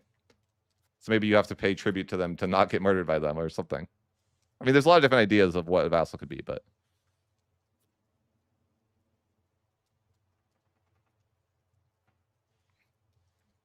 I think the idea is that you are paying some sort of tribute to the overlord. I think France example, like yeah, French subjects maybe isn't the best example.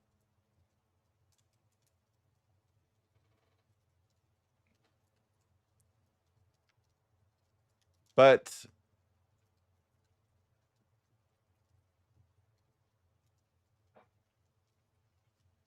I agree with this. Also, I think that they shouldn't get a plus 100% bonus for integration because it's the same culture. What do you guys think of that?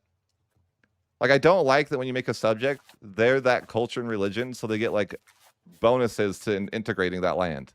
Like this, right? Like looking at this, like creation is the dominant culture, plus 100% speed to integration. Like, how is that's? I don't think that's fair. Like you make a new subject and they like get bonuses to integrating the land that you just gave them because it's their dominant culture. It's like that seems not reasonable that they should get increased integration speed. They should get like a malice integration speed, I think, for being a subject, not a plus 100% because it's the dominant culture. Or like here, it's like Hungarian's the dominant culture. It's like okay, so these guys are just better at integration.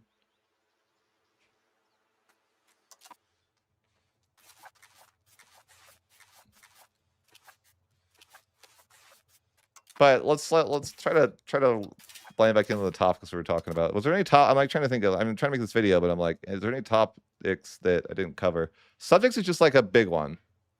I know, because it's like we have this subject issue. I don't think a majority of the community enjoys the subject meta.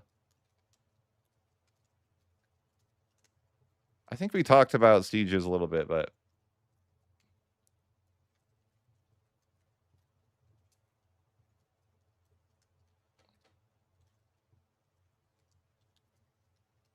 yeah. I don't think subject should be a carbon copy of you either. Like the idea that like, you know, I push humanists like super hard, or I guess I didn't in this campaign because it's a one culture, one faith, so I actually pushed spiritualists more. But the idea that like they are a carbon copy of your values, so you can like form your subjects into the exact values that you want. Like I feel like that wouldn't be how subjects would work. Like unfortunately, they're gonna do their own thing, right? Like they're not gonna be a carbon copy of like what you want necessarily. In fact, I bet a lot of the time they're gonna go against what you want, and that should be like represented a bit better here.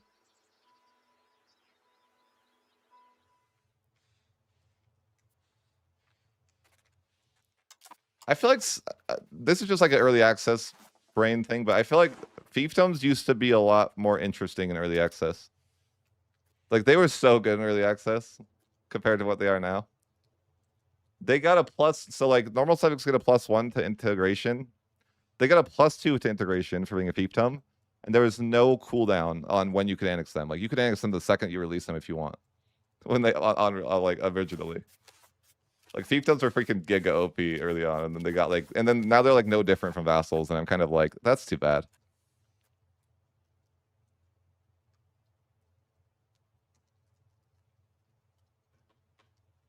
I totally agree that I think that subjects being used for culture and religious conversion shouldn't even be a thing. What if? Okay, hear me out. Hear me out. I just thought of this idea. What if you had to have like 5 provinces to have access to integrate like culture conversion? Like a subject had to be like a large subject if you wanted them to culture convert for you. That way it wouldn't be like so OP to have small subjects, right? Because you could only do like certain things with bigger subjects.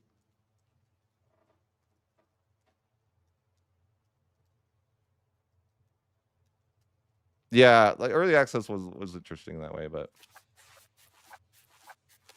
that's where I learned that like, because I remember early on in early access, I tried to make fiefdoms and then annex them immediately. But the problem is that I would annex them before they even cored, so like it would just be like useless. I remember trying that and being like, oh, okay, that's dumb. That doesn't work. I would like try to like make a subject, and then I would annex them, or yeah, I would annex them before they finish integrating, and it would be useless. I don't really care. Like I feel like the UI is like, that's not the priority for me. Like I'll go through the clunky. Like I'd rather have a clunky UI than the game was more balanced for sure.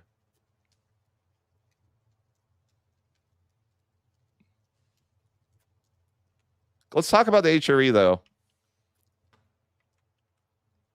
I haven't really discussed the HRE. HRE balance discussion. Let's move to that. What do we feel about the HRE? Do we feel anything?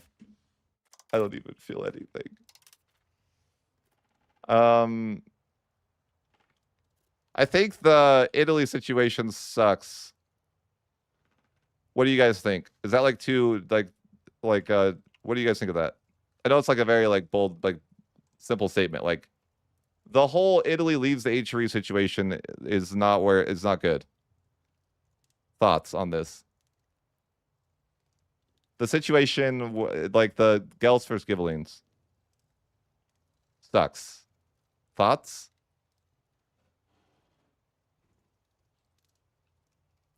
That, yeah, the like that one, yeah. The situation sucks. What do we think? Is that like it's just a situation that like it's like a nothing situation.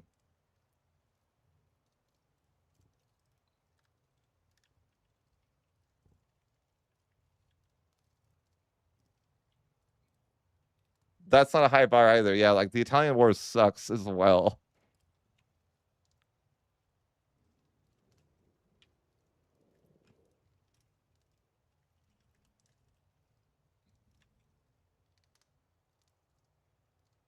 I think that the HRE is missing. What's the word?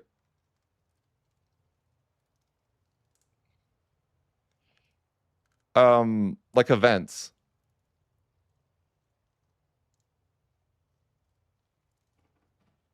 Oh yeah. HRE is missing events, I think. Like, you know, like the Shadow Kingdom in EU4, like stuff like that, right? Like the HRE is missing flavor, I would say. From the voting system is bad. The voting staff bribe system isn't interesting. You only care about electors. Since electors count times 100, more than that, right? Because it's like a normal voter counts for 2, and an elector counts for like hundreds, right? So it's like times 100-ish, maybe. Like an elector's vote is 100 times more valuable than anyone than a normal nation, right? Something like that.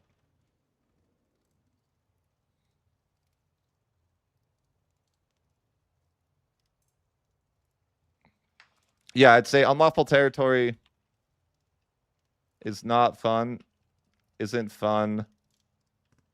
Subjects just avoid this completely. Mechanic anyways.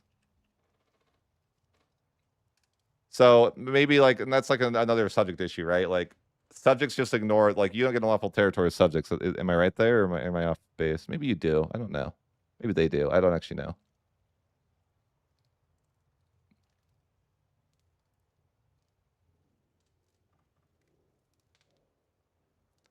I think EU5 is going to be the better game by far in time, and like I do think that like I'm happy that EU5 came out and all that. I'm just hoping that they just need to lock in. I think if they can just balance the base game a bit, it would. I don't know. I personally be a lot happier. Like I know there's not a ton of flavor, but I think that's like I'm more okay with that than the balance issue. Like flavor will come. No, you can't assault forts.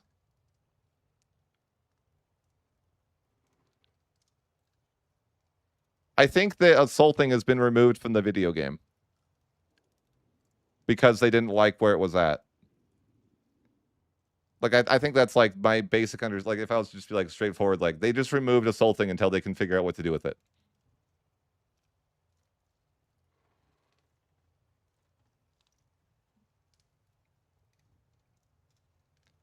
I think that they basically were just like, we don't know how to balance this whole thing, so we're going to delete it for now.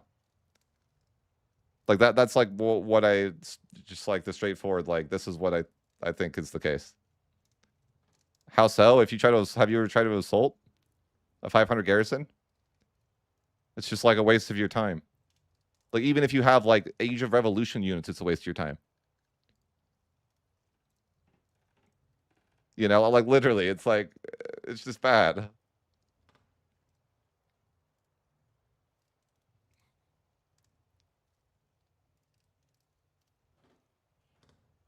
That's a different conversation, though. I think we already discussed that a bit, but like, yeah, like they just basically disabled assaulting until they could figure it out. Because the meta used to be we assault everything.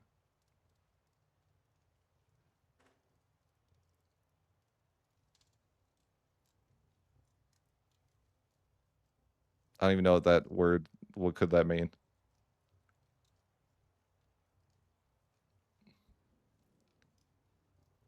Big, tough, figurative objective. That's what that means.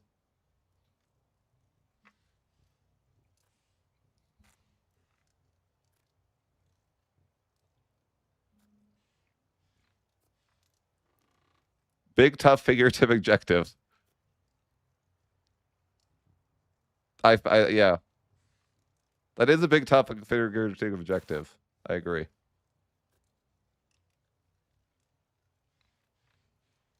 Can't wait for the assault DLC. Guys, who would pay like $10 to be able to assault again? I'd do it. Like who would do that? Who would pay the pay to win cost of that? If you could just like if assaulting was viable again. You had to like pay like a microtransaction to do it though. It was like 50 cents. I'd waste all my money on that. Microtransaction assaulting.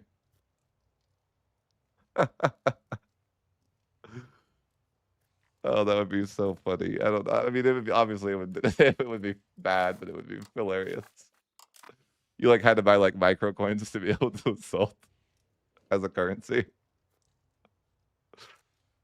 Oh my god, that would be so funny and bad. Oh my god.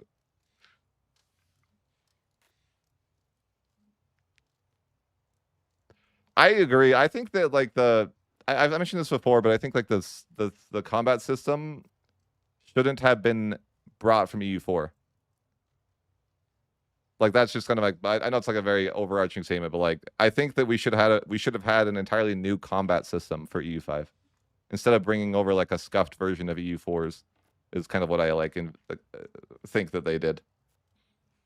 We have like worse EU4 combat in this game, but it's like pretty like similar to the like it definitely is like based on EU4's combat system, I think. Or at least it seems to be. Which I'm like, I think that way, like, I wish they just envisioned a completely different way that combat works.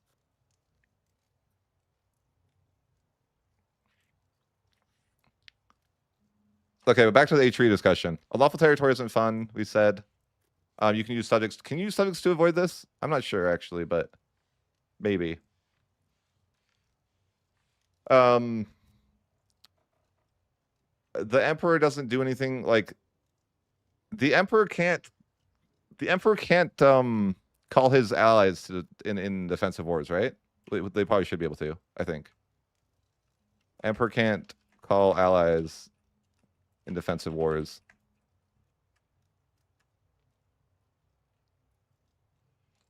Okay, I want your guys' opinion if I'm off the mark here. The HRE menu feels too much like a spreadsheet. Am I like crazy when I say that?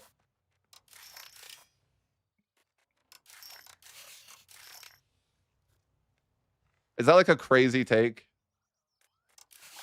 What do I mean by that? I just mean like I think the menu could be more fun to interact with.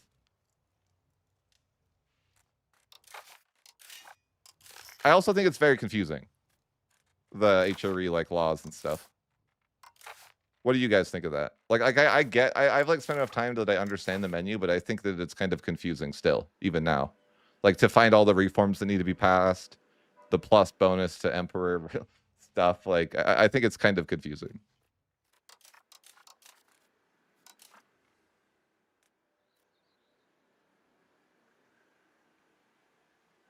I do feel that way sometimes, yes. Like I feel like these laws are presented like a spreadsheet.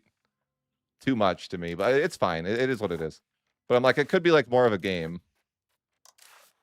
Sometimes I feel like the menus just aren't. It's not that important, but I don't know, man. 57% apparently.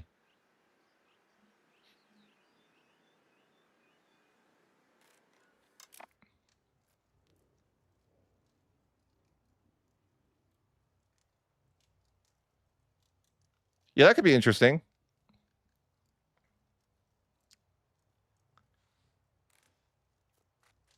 Isn't it ridiculous how much relations can actually do?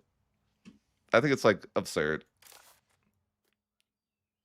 I can improve with like random people to 257 for antagonism. How much negative antagonism is that? 257? Like, that seems absurd.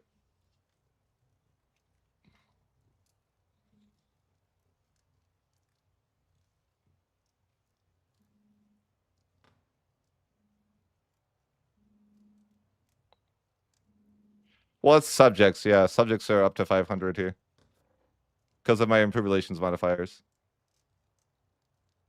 being so high. Well, I also have like Diplo traditions on. I think cabinet needs to be nerfed. Cabinet got buffed and it needs to be nerfed, I think. Like this giving, like look at this. My cabinet is giving me 27 Diplo rep. Is that real? Is this real life? Is that really giving me 27 Diplo rep? Is that what I'm looking at? That's not okay if that's doing that. And 157% for relations. It's my total? Okay. Okay, good. That's fair. 7 though? 7 is still way too high.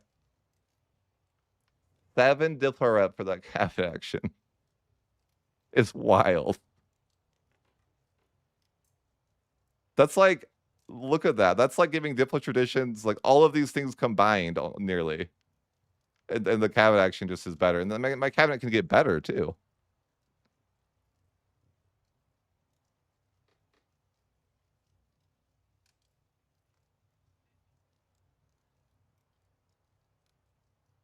That's like stupid. I mean, that's absolutely just stupid. Look at this too. Plus 80% Diplo cap. Is that what I'm seeing? Plus 80.44% Diplo cap. Like, are we for real? I have 69 subjects and I'm not even at half. Is that reasonable? I'm just saying, like, it goes in, it's everywhere, right? It's like, oh, I pay 0 for cost of court. Just 0. Like, okay. I have 15 million people, but I pay 0 for Diplo cap. Or sorry, cost of court. I almost pay 700 a month for that, but that's beside the point, I guess, right? You know, it's funny. I think I never got rid of that bad privilege in this campaign. I got into this weird spot. I mean, no, maybe not this campaign. It was a different campaign. No, I did get rid of it. It was a different campaign I was thinking of.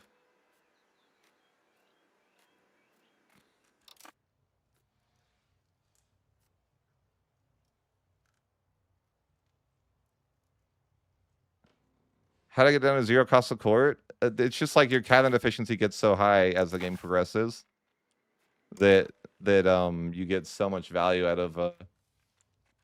I think that's what it is. Like for example, I think if I like turn this cabinet action off, let's just say I pay that cabinet action is worth 261 a month. You see how like stupid that is? Like, come on, man. 261 a month, the value in the cabinet action? Like, what are we talking about, Paradox?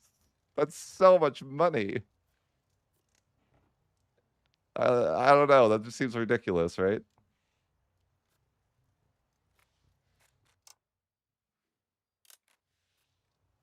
It wasn't like this before this update. Why not use my cabinet to convert and integrate? Because I'm 99.84% Greek and 99.83% Orthodox already. There's really just not that much to convert, or I think I was doing that, but I was trying to show an example of what I want the cabinet to do. No, it wouldn't take less time than your subjects, like because I can't convert on that scale. I have not played Age 6 since 1.1. I'm scared. I'm scared, man. It's too scary to play that late. Maybe someday I will, though. Maybe this campaign I will. Why would I do that, though? Chill guy. Like they are better at culture conversion than me because of control.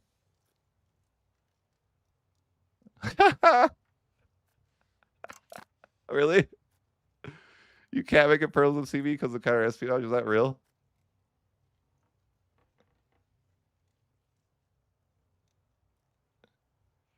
But I see. I think you could say that, Maka. But like, I still think that you should use subjects to at that point to culture convert. Like I'm with you. Like you integrate yourself, but then you make subjects to culture convert and religious convert for you.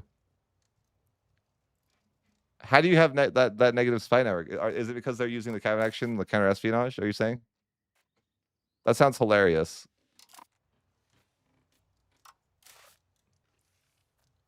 Let's just take a look at how much value I'm getting from my cabinet. Just like for fun. So if I like change this off, reduce inflation, how much money do I need to lose? So 562 down to, what is that roughly? Like 250, 230-ish? And then strengthen government, what we said it was like so like roughly 500 a month.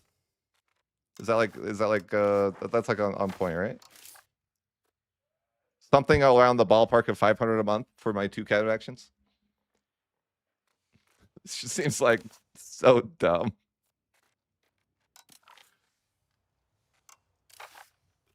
I was like, why, man? 500 a month for those cabinet actions is stupid. I think I picked a better cabinet person now, didn't I, too? Oh, yeah, it's actually way more now. Shoot. I think it's actually more. Because I had, like, not a guy that wasn't that good at that.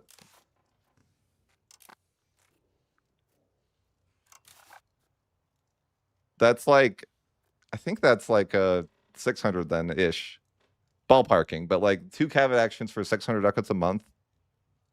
Sure, I make a lot of money, and that's maybe not. But even if I make a lot of money, that's a lot of money relative to how much, to how much I'm making. If I make 3,000 and it changes the income by 600, that, or at least my like my like money at the end or whatever you want to call it. That's another problem. But yeah, I guess I could write that in my notes too. Like cabinet is too strong. Yeah, a sixth of my money is from 2 cabinet actions. I mean, cabinet is too strong, especially for reduce inflation plus strengthen government. Strengthen government is just, I get to the point in campaigns where it's like, you almost just can't not do that, right? Like, that's kind of my logic is like, it's almost like too much of a detriment to not strengthen government that you feel like you just have to do that always. Is that like the same for you guys?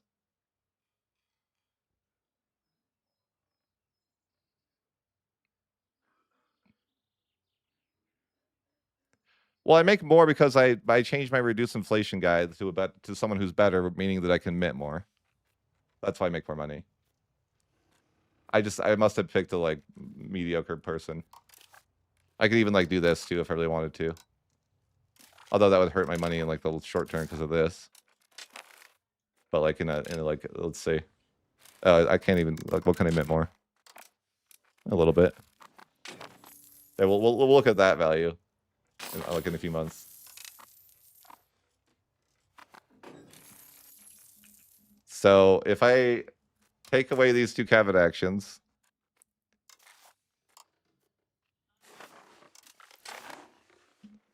so 675 would have to go down to 319. So it's like roughly 350 then, yeah? Roughly 350, and then the other one is whatever. Decentralization, yeah, do that. Yeah, so like roughly those 2 things combined to roughly account for 350 and 250, 600-ish still? Or is that right? I don't know. Something like that. I don't know.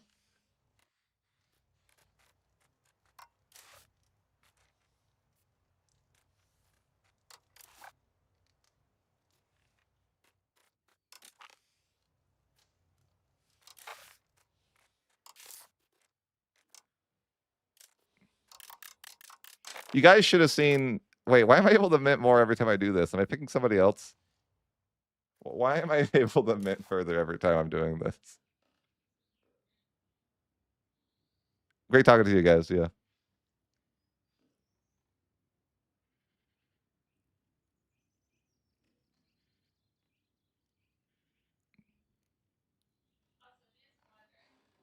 Well, cost of core is kind of with the thing with cost of core is that it's you can just delete it, right? That's always been the issue is like it's just like it's something you just don't have to pay for later in the campaign because your cabinet is too strong.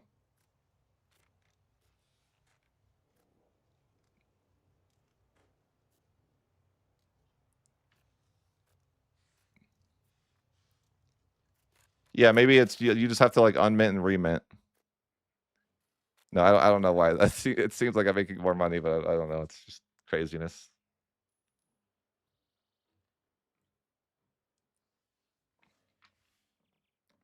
Diplo spending's the weird one though too, where it's like I don't know. I don't like Diplo spending as a slider. I think it should scale based on like the number of subjects you actually have or something like that.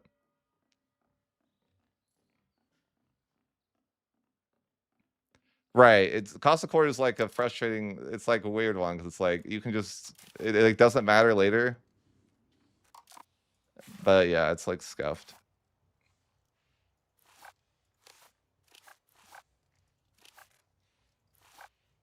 Georgia popping off, you know? Good for Georgia. But isn't it like funny this I've tried this campaign where it's like trying to get 100% people Greek and Orthodox. And it's like I think possible, maybe. I don't know. There's a lot to go. It's like harder than it looks to do because there's so much. It's just so much to freaking convert. It's probably possible though. It's just like a lot. But like, I mean, the problem I have with combat though, I mentioned this earlier. I mean, we already went over the topic, but you effectively like, I don't think the entire world combined could beat me in war, and I have 3 stacks of professionals. That's it, right? Like, I don't think the entirety of the game declaring on me at once could win.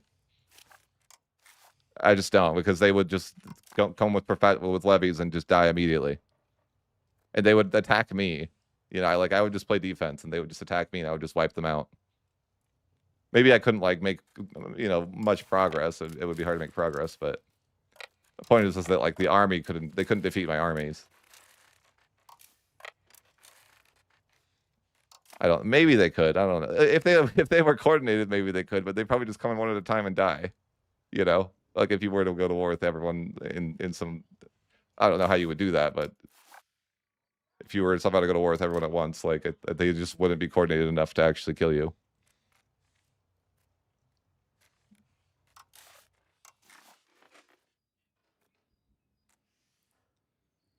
Is that really that broken? Really? Not even a 1? You know what I find disturbing about this, what I'm looking at here?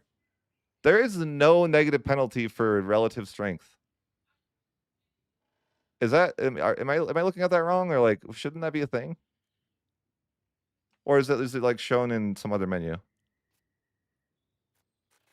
Like, shouldn't there be like a relative strength modifier? It's just 0? Am I seeing that right? Oh, Liberty Desire? I hate that when you like hover the. No, I thought it was in this, so you could see that. It's just 0, actually. How are they too weak though? There's so many of them. I understand. It's a 0. That's ridiculous. Why? They combined have 0 strength compared to me? That can't be right. Why would that be the case? I don't understand. Is it like this kind of action? Like, what is doing that that's so broken?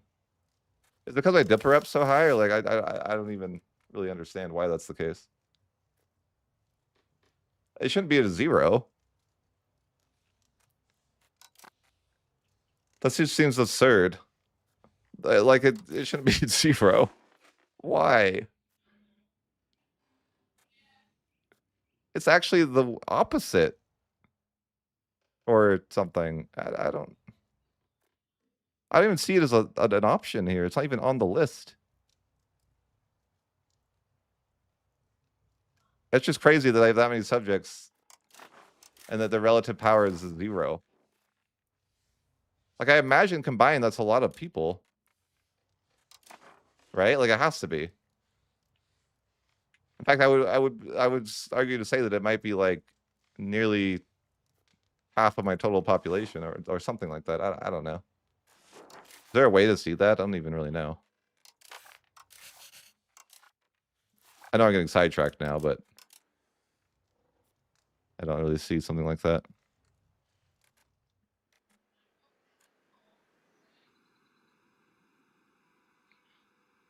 Why do they have their opinion of me and on this menu when I'm clicking myself?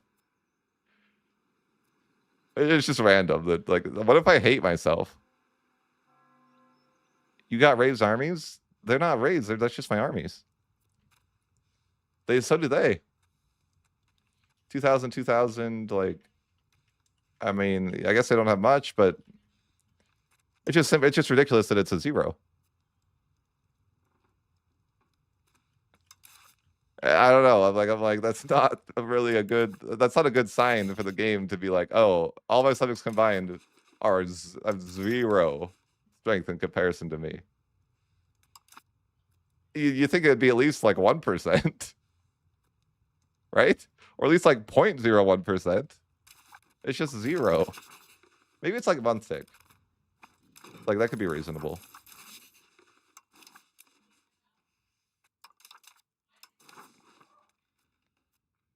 It's not month tick. Wow. They have 0 strength in comparison to me. What do you do? Can't win them all.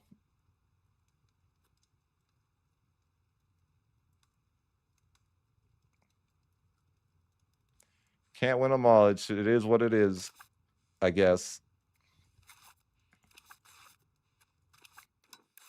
I think we covered all the topics that I wanted to cover. We chatted about everything. Is there anything I can think of that we didn't chat about?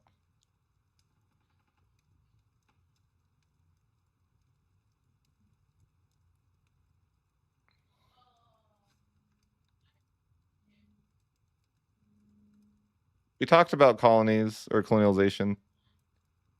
Just trying to think, did we not talk about anything? Is there anything we didn't talk about? I guess I could say, like, the transfer subject thing should be adjusted a little bit. That's not that important, but transfer subject land should make them upset / not usable when upset. I don't even have anything to say about the Navy. No, I didn't talk about Navy. I don't even know that I have anything relevant to say about navies, though. Like, besides auto transport is like scuffed, but I mean, what can I say about that? I think like possibly just building galleys is like meta, which I don't know. I guess I just don't have much of an opinion on navies. I avoid them like the plague.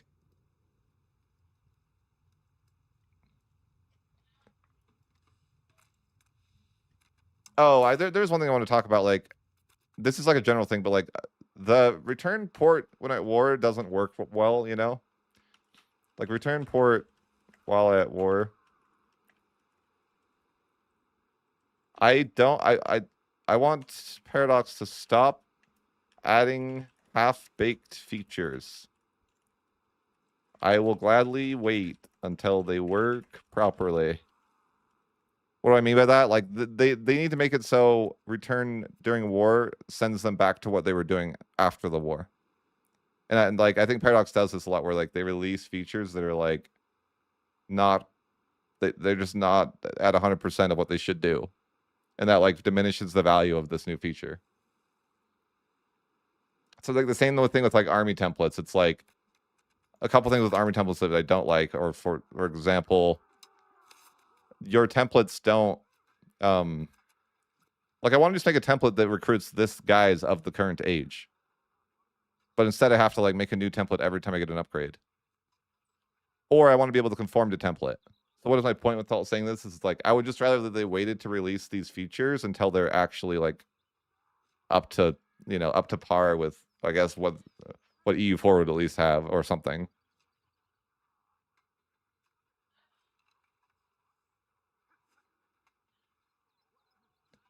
Really? I've never tried that.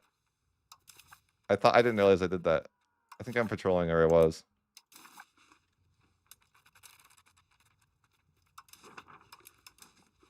Yeah, my presence is pretty good.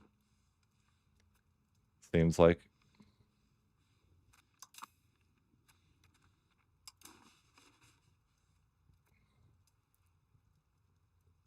That sounds painful.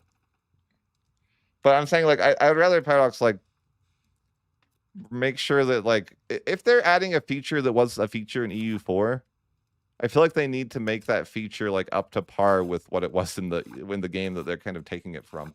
Like, return to port during war is just, like, it's a feature in EU4. Let's make sure that we, like, lock in and you know, make it so these ships don't just sit there forever after you do that. I don't know. Stuff like that is just kind of like, if we're going to release a feature, let's make sure that it's like fully cooked, not like half usable. I feel like that's just like, it's more frustrating to me that you gave me a half usable mechanic that I know works better in the other game. Auto transport has been horrible. I totally agree with that.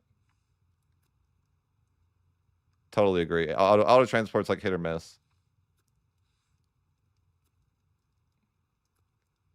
But I'm like, is there any major topics we haven't discussed?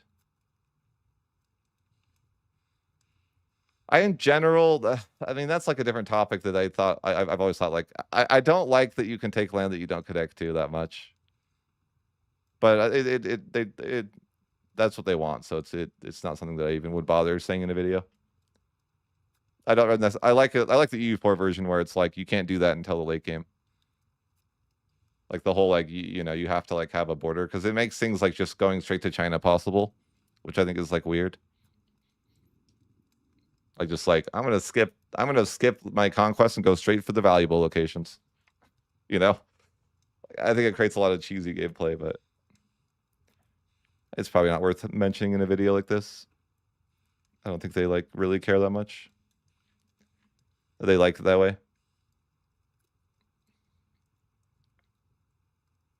What do you guys think about like personal unions? Maybe we should talk about personal unions. Do you guys think personal unions are good?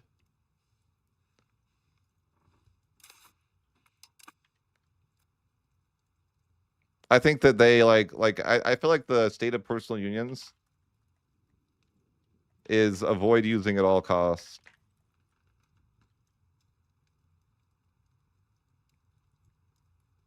Which is bad. Which is bad game design. They take too long to annex.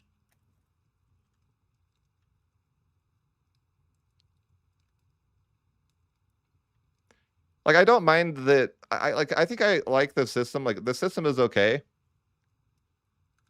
But the fact that you have to integrate them and it takes so long is kind of like a problem, I think. I feel like getting PUs isn't even that hard. Like it feels like you get PU claims like it's candy. Is what I notice. Like it's like super common. You just don't want them. That's what I feel like. I'm like, you just don't want a union because it's like such a slow way to get the land. Sometimes it's like 200 years. Yeah, but I'm like, it's not. I think that the game would benefit.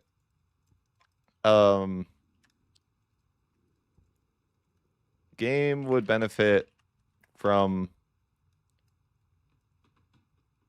Lithuania, or sorry, Commonwealth forming at least, I don't know, like 30% of the time. And Spain also. No Burgundian inheritance. makes me sad. That's what I wrote in the notes.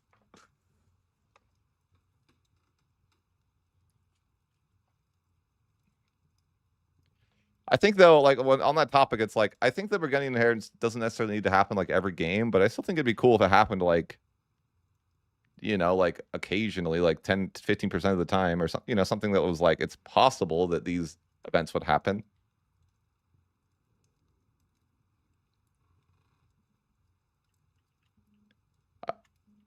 I know it's OP, but it's like that's I think it's the point is it was OP in real life too, probably.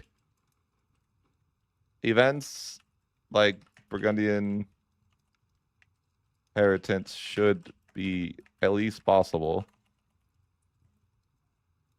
Maybe low chance. I want to see Russia form at least once. At least a possibility. Plus Ottomans do well. At least a possibility.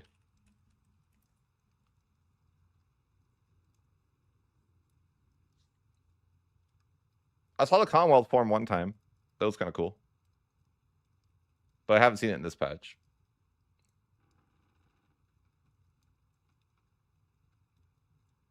Biz will be EU for Ottomans. I guess. If they ever make Byzantium strong enough. Do you ever feel like in these point, like if you're in the 1600s, do you ever feel like any nation in the game would give you a challenge? Like I feel like literally no one would. What do you guys think of that? Like France should be scary to fight. What do you like? I think that's like something that I can say like big nations should pose a threat to the player.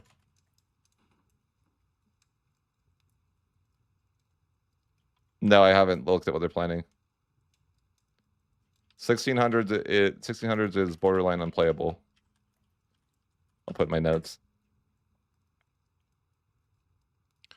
Well, I mean the issue though beyond that is that like the wars are so easy in the 1600s too.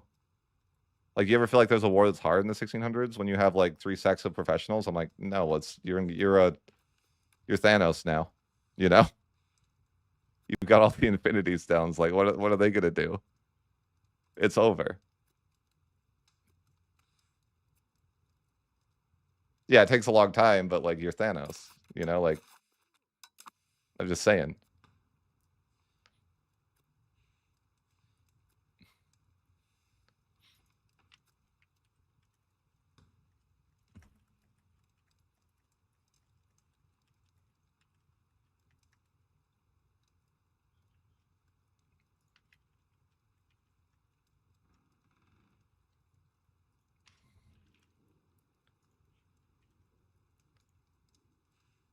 Okay, any last things I can add before we go make this video?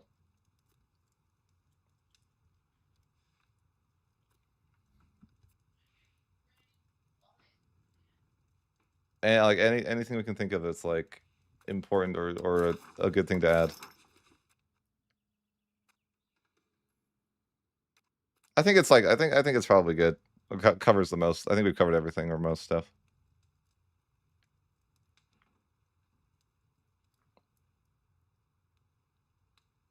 Yeah. I mean, we could go through the list and things real quick. All the things that I mentioned. We don't need to actually.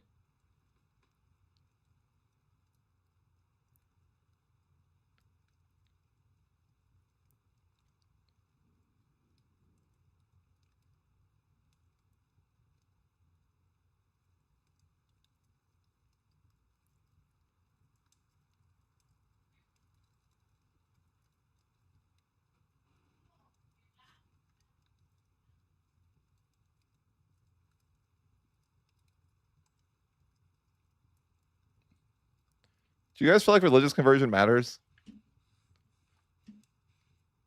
Or should it matter? I didn't really talk about rebels, but I guess I won't. Like the rebels kind of suck, right? Like can we agree that the rebel system is just not ideal?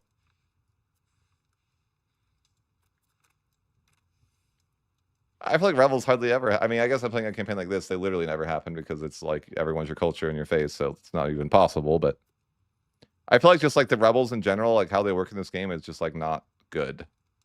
Like, yes, rebels shouldn't really ever be fun, right? That's like that's what I do too. I go humanist every game and ignore, you know, religion basically. But subjects remove rebels.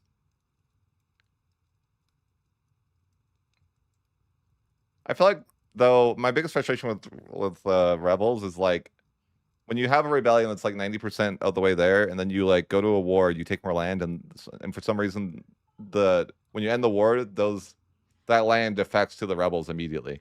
It's like, bro, that wouldn't happen. The war just ended. Those guys are not going to just like, they're already depleted. They're not just going to like jump into a war with some random faction they never heard of. Like, that's really dumb if you ask me. Yeah, exactly. You have to lead all forts. It's like not. I think the way they did rebels is bad. I think the EU4 rebel system was much better. It like incentivized you to keep forts so that the rebels wouldn't like be able to take over your land or something, right? And then like it avoided like the separatism mechanics. Like they had rebels much more interesting in the EU4. And I feel like the rebels were like a drain on your manpower, which like was bad. Like the rebels hurt in EU4. Here they're just like useless. There's just a lot of systems that the EU4 or EU4 did better for sure. EU4 limited the player in ways though, like overextension, which was like I think healthy.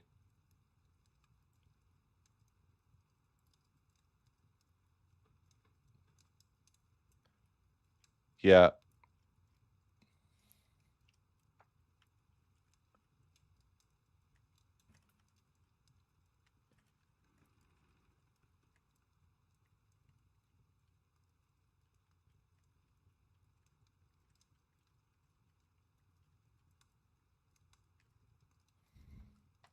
You want to know a horrible thing that I think they could that you know what I think Johan could change? You ready for this? I can see a Johan type change for rebels. Is that you're not going to be able to delete forts unless it's cored. I'm calling it right now. That's going to be something they do in the future. You won't be able to delete forts unless it's fully cored. Similarly to like how they made it so you couldn't you can't downgrade a city that's not cored. That was like a thing that I remember Johan writing in the Discord that he was like excited about. He's like, I'm gonna get you guys. You can't downgrade your cities unless it's full cored. The point of that was that you could integrate cheaper if you did that. Like you would just conquer land and downgrade everything and then integrate faster because you don't get the negative malus for it being a city. That's why I'm saying like I could see that change being like something they could do. Because it's like very like on par with like what some of the stuff they've already done, right? I'm not saying they're gonna do it, I'm just saying like I could see it. Anyways, I think we're wrapping up. I can't think of any major things to change other than that. I think that yeah, I like that. I've taken notes on everything I've mentioned. I'm like, it's a pretty complete list of everything that I don't like.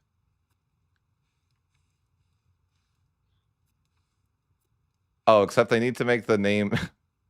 They need to write the Byzantium Empire like over the entire nation better.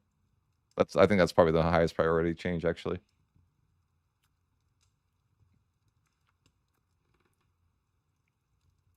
I think that they should nerf Byzantium by taking away the purple color from them.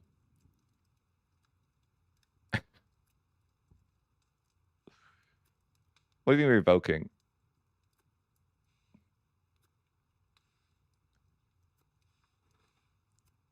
I think they should nerf Byzantium by taking away the purple color. What do you guys think?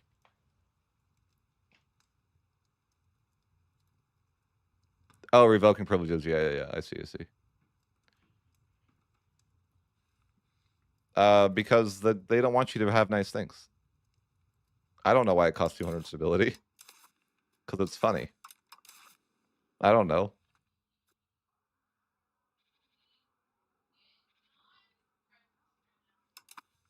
I think that they need to. Yeah, that's a change we'll include.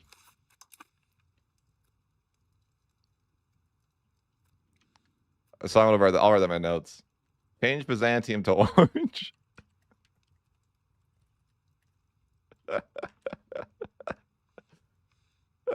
That's I hope they do that.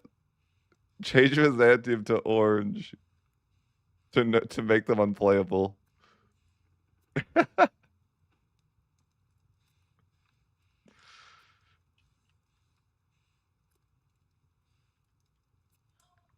Change the Ottomans to change Ottomans' color to purple to buff them.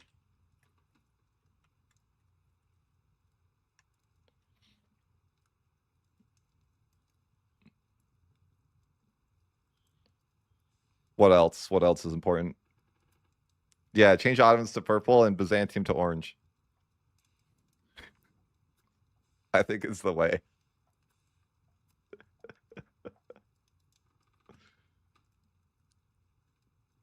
Here, what's the change you like?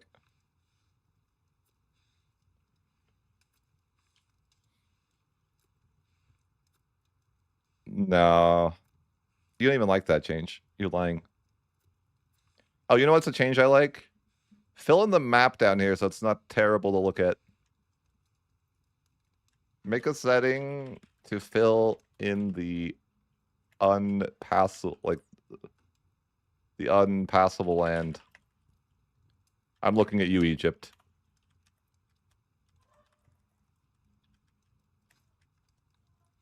Like I hate the way that this looks visually. It hurts my eyes.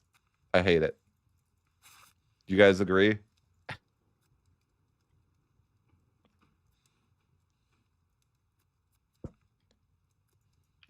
Could be nice.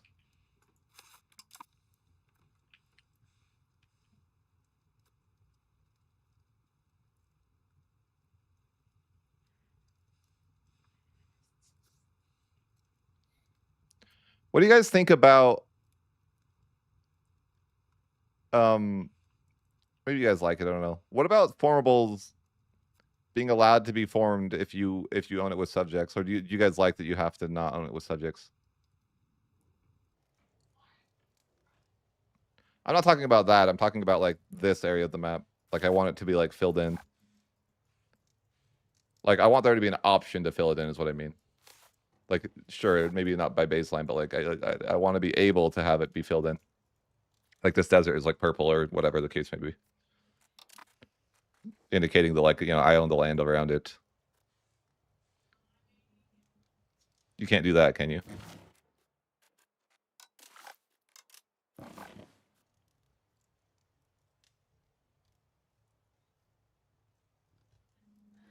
I like the idea of formables being able to be formed without having to own it all yourself. Like, for example, like, if you want to form Russia, it's like, I should be able to use subjects, right? I actually think I like that. I would like that change. Like, I don't know, maybe it's too overpowered or something.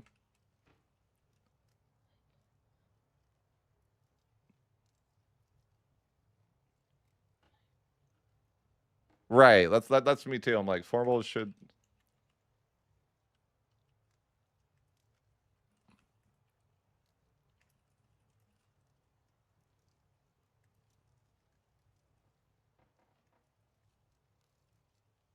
I don't know. But like, do you ever have situations where you just like don't make subjects, you don't core stuff until you like form the formable? I do that all the time.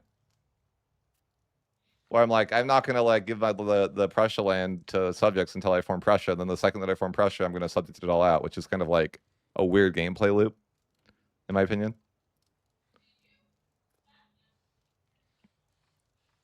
I see, I see. Or like Spain, for example, like if I own all of Aragon as a subject, is it really necessary that I can't be Spain? I'm not even asking for it to get for it to integrate the land for me or anything like that. I'm just like, why can't I be Spain? Do I really just need to like spend time integrating that land? Or should I just like cancel the subject and kill them real quick, and then make the formable and then like create new subjects again afterwards? I mentioned this earlier, but I think that every formable should have national ideas. What do you guys think of that? Like they have to have something. Like like this, for example. Like every formable should have national ideas, and I would prefer that they would do the same amount per every formable, meaning like it would be always 2 per age. Like never do we just like give more than that. It's just like a baseline, like 2 per age. Or if they want to do it 1 per age, I'm fine with that too. But just make it like the same across the board. But I don't like that, like, you know, like Germany is like a useless formable, and then like they like give Italy more stuff in a patch, and it's like, dude, just even if it's generic, I'd rather that they just like filled in generic ones with all the formables.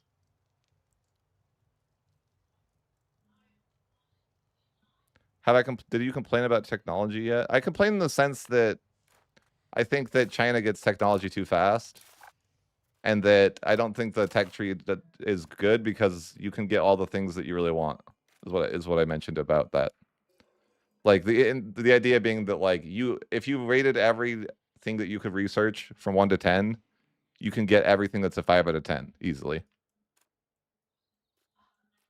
So you can get all the things that you really value. And like I feel like that the research tree should be like something that you like have to make a choice with. I like choices like that where it's like you miss out on something by taking another thing that you want. I would prefer that there was some stuff like that where you're like, some games you're gonna pick one choice, other games you pick a different choice. Not just like I'm gonna research the same everything every game. You know, like I'm gonna get the extra cabinet and the XXX.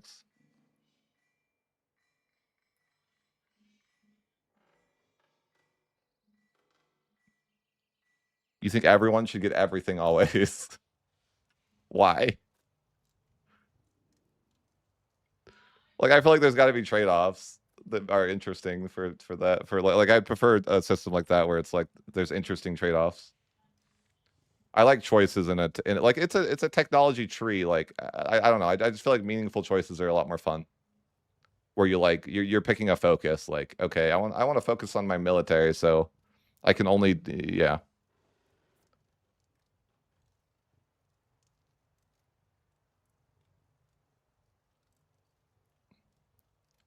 But why? Like I don't know.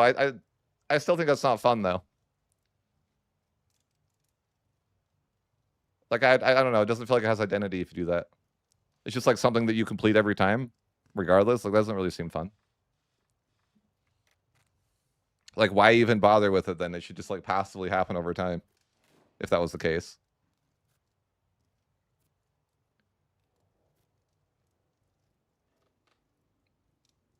That's not true though. In EU4, you have to pick idea groups, and those give you unique selections. That's my point. Is that I want some sort of unique selections.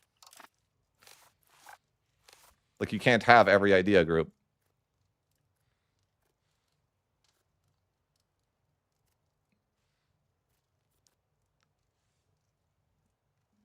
Yeah, I mean that's an idea too. I like that too. Mutually exclusive. Meaning that meaning it would be like something like, when you're saying mutually exclusive, do you mean something like you would have to pick either this or this? That's what I want. I want to be like, I need to pick either like this or this. Like I lose, like I don't know, I don't know if you guys play MMOs, but usually like in a tech tree, you like can't just pick everything in the tech tree. You have like certain, only a certain amount of points to spend. You know, like that's what I want it to be like. Like you only have X amount of points, and you have to like pick with the things that you want.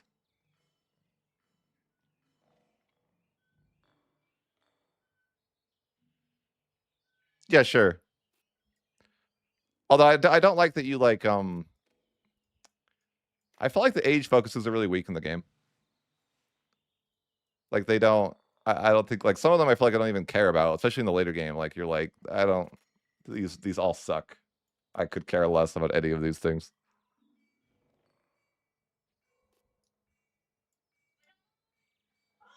But yeah, I would like that the research tree was changed.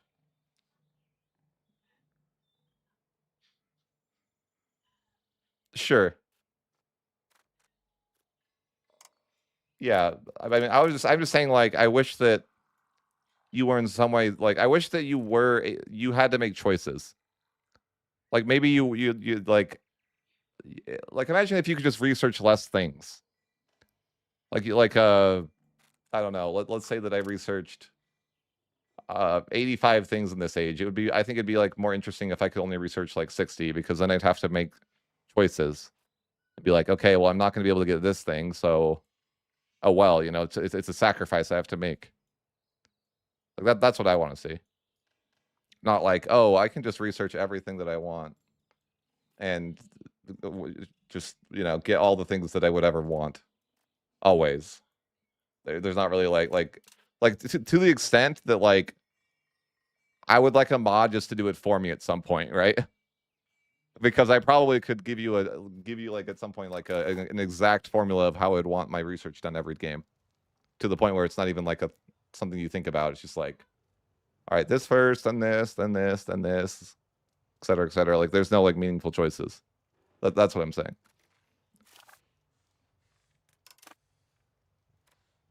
I feel like it doesn't really change nation per nation either. Like, generally, I just want the same exact things. Like, I'm trying to get the Renaissance, the cabinet seat, the universities, whatever.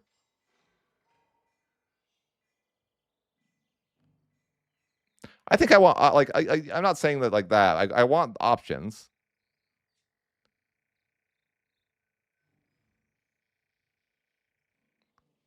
Like, I don't necessarily want them to be like, oh, you can't do this, but more so it's like, if they slow down their research speed, I think that you would get to the point where it's like, yeah, you need to make some choices.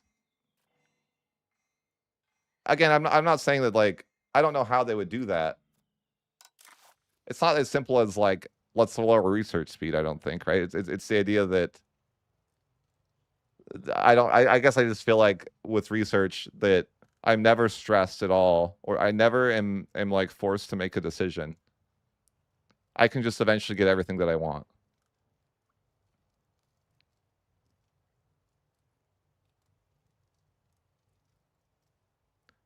Sure. Sure, maybe there could be a quote unquote meta. But I think that could be fun too, because there's people that like have build their own metas in that sort of thing too. But I don't know. I would like they have a huge overhaul to the research tree. But I guess I mean, it's not that important to think about. But again, this is like low on my priority list, is what I would say. Not like a super high priority, but I would just like there to be some like I guess like an example of this. The only time that I like, imagine if Deus Volt was actually good, and then like something else in the Diplo focus was actually good, where it was like the I want there to be situations where you would want to pick one focus over the other. I guess would be like the baseline of it. Like, I want there to be campaigns where the mill focus is like what you would do, and then other campaigns is where the admin focus is what you would do, based on your circumstances. Like, you would make different. Like, I don't like the idea of I'm going to make the same choice every game always. I'm going to research basically the same stuff always every game, because that's what you do in the EU5 right now, right? You probably have like a pretty like routine route of like everything you want, and then at the end you just like research random shit. That's what I do. I'm like, I guess I'll take this because I've researched everything else I already wanted, and that doesn't feel very good to me. But that's kind of the state that I think it's in. Oh yeah, the banks are not real. I remember everyone would ask about banking nations early, and I would always say they're unplayable. Yeah, most of the advances are just bad. I agree.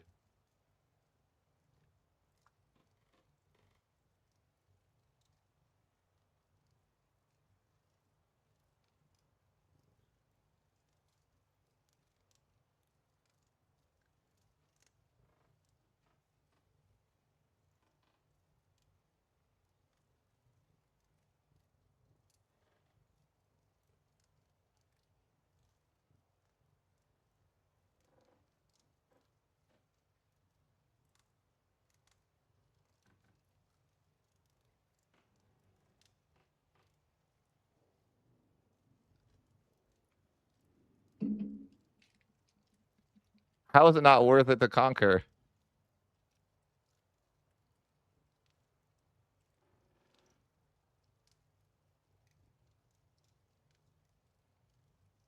Yeah.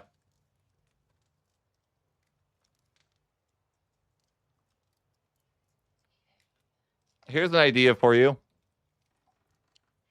This is like more of a complex one, but there should be a custom difficulty setting where you can set like any slider you want for the AI. You could give them like X amount of discipline, X amount of like levy compatibility, like every little like tons of different like little options that you could change to like customize the AI to the way that you want. This is a wish list item for me. I mean, it could even disable Iron Man too. I don't care. Sure. I mean, it would be like buffing the AI, but like different sliders like discipline or like state satisfaction or like you know combat ability, just so that you can kind of like fine tune it in a way that let you like have a challenging campaign. Because right now I don't feel like that. Even if you play them very hard, you cannot have a challenging campaign.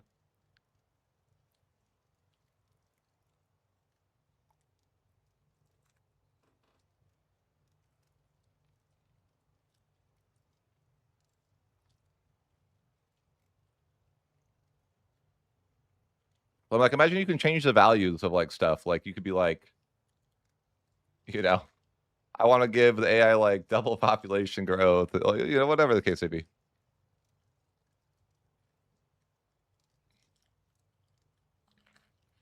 I think it'd be fun to be like, I mean, I think those settings don't hurt anyone either.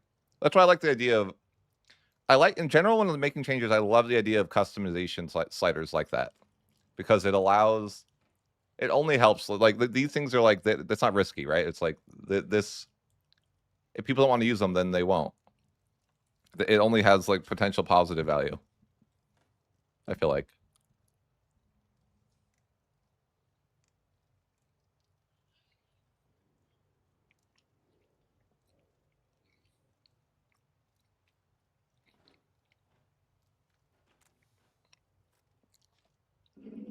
I'll put this in my notes. Change the 2 Sicilies to the 2 slices.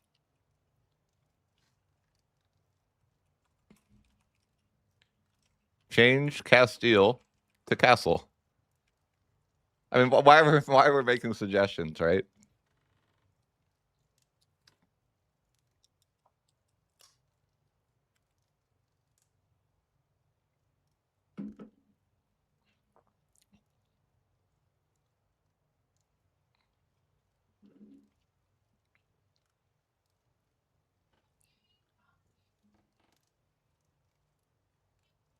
Disable Biz being called the ERE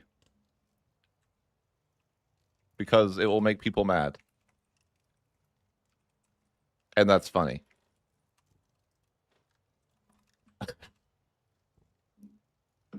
I put that in my notes there.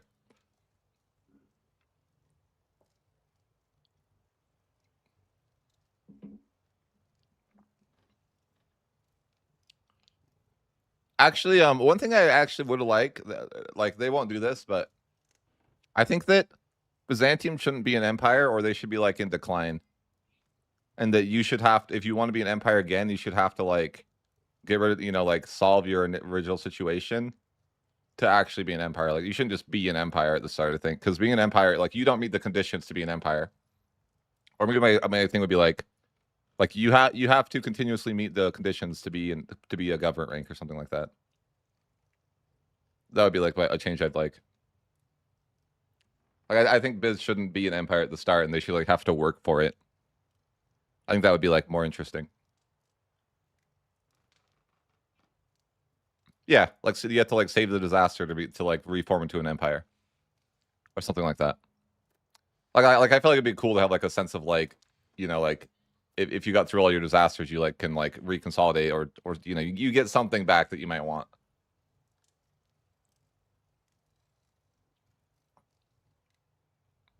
Maybe you have the option to like change to red after your color. I like that. You can change back. You can change your name back to Rome.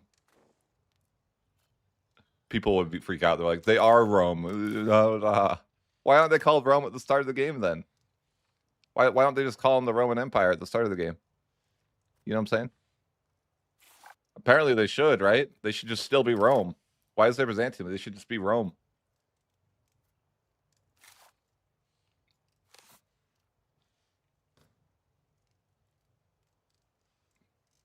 I'm not a modder, to be honest with you. I just don't have that skill.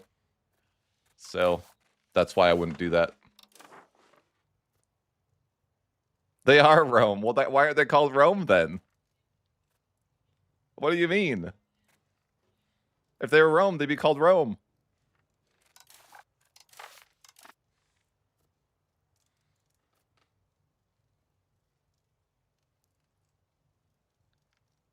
Yeah, I do think that would be easy to change.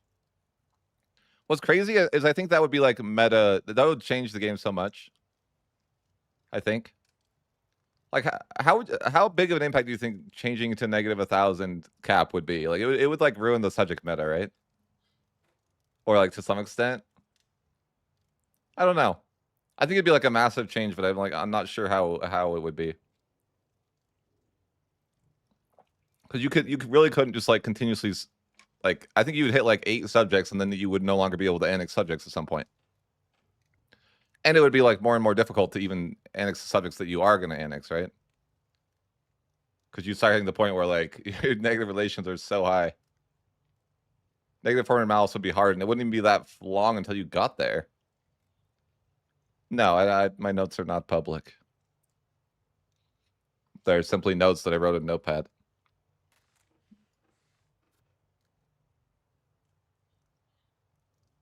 All right, we'll go through our notes real quick, just as a finale to the stream. All right, we'll go through, and you guys can like yell at me if you hate it. I'll probably like elaborate on the notes when I make the video, anyways. But so I wrote: governors feel bad. Take away the original control mechanic. 5 capitals in the 1500s is not good to game design. I wrote. Naval Gov is awkward.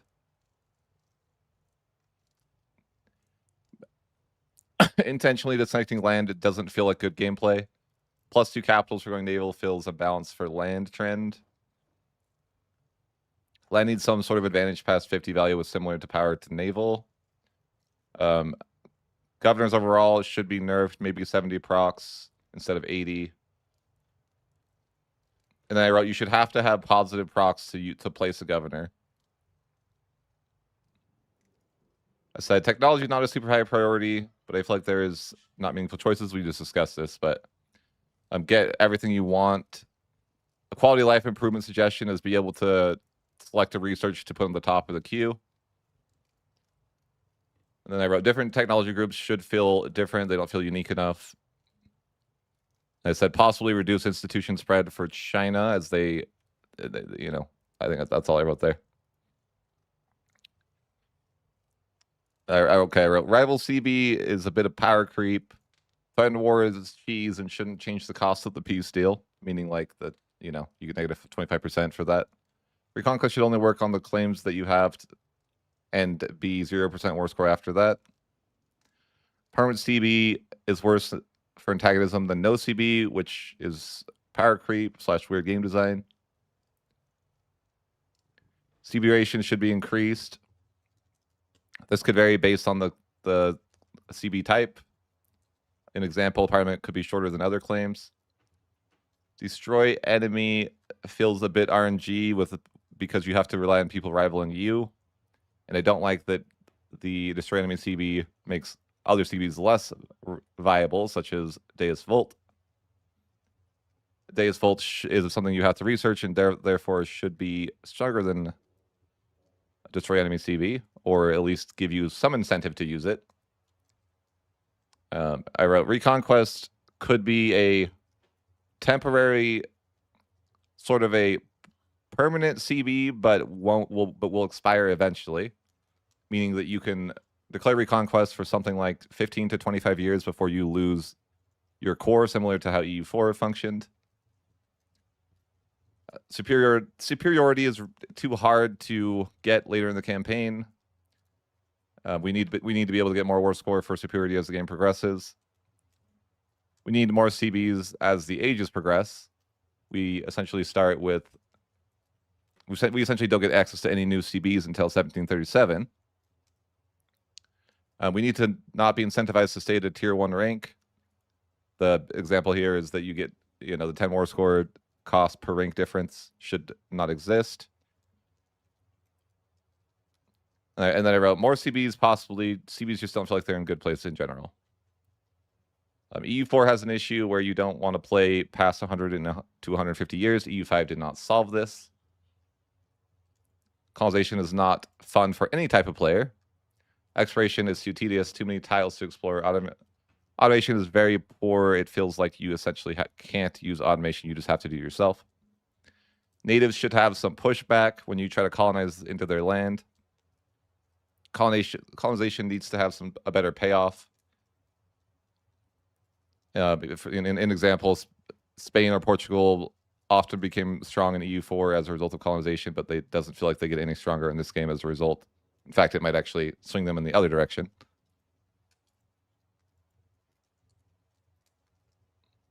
And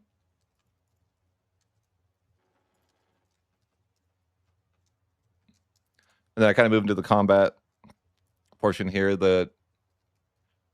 I'm saying especially with Egypt, the disconnected land modifier is really frustrating to deal with.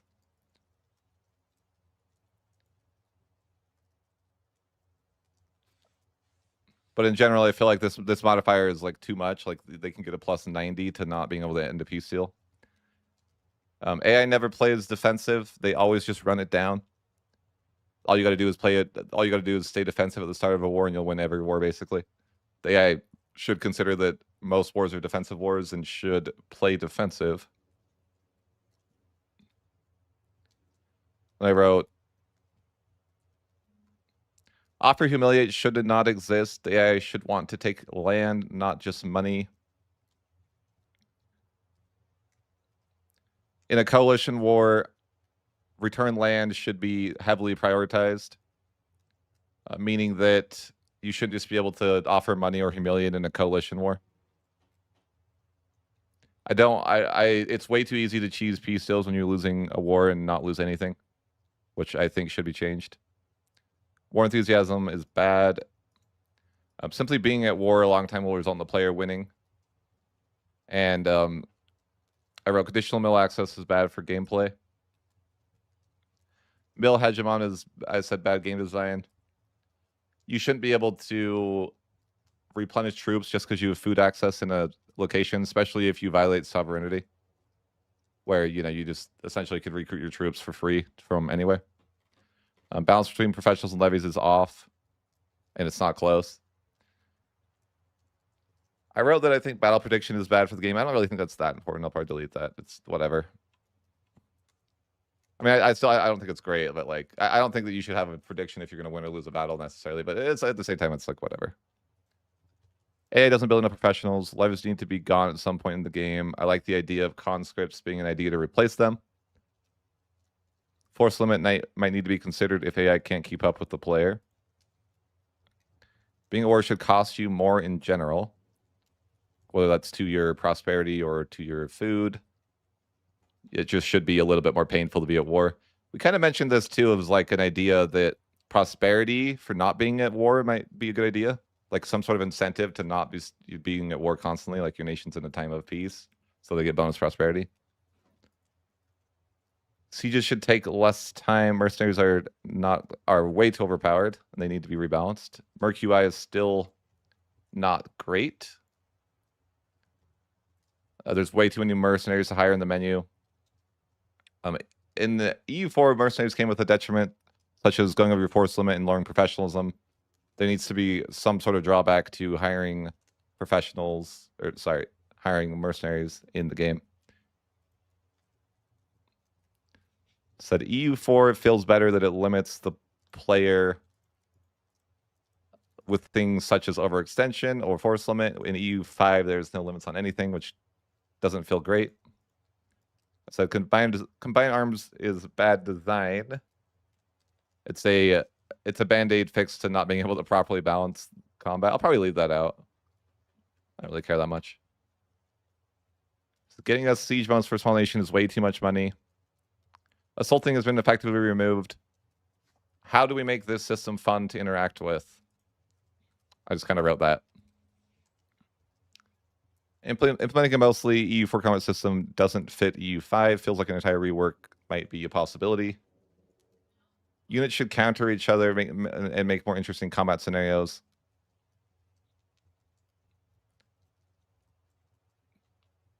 Said war enthusiasm is... This is another war enthusiasm thing, but I said war enthusiasm, military balance should calculate levies that you can raise. And also war enthusiasm, and simply being at war a long time shouldn't make someone have negative 100% war enthusiasm. There's this, being able to force allies into a war for 10 favors shouldn't exist. EU4 had this right. You should be able to use favors to increase the willingness to join a war, but this isn't slavery, and therefore we shouldn't be able to force anyone into any war. This also affects the player being called into wars against their will. Breaking lines should cost more than 20 favors. Favors should be earned, not just I sent the diplomat and now I get favors. So things like actually helping an ally in a war should be ways that you generate favors, not just something that happens over time.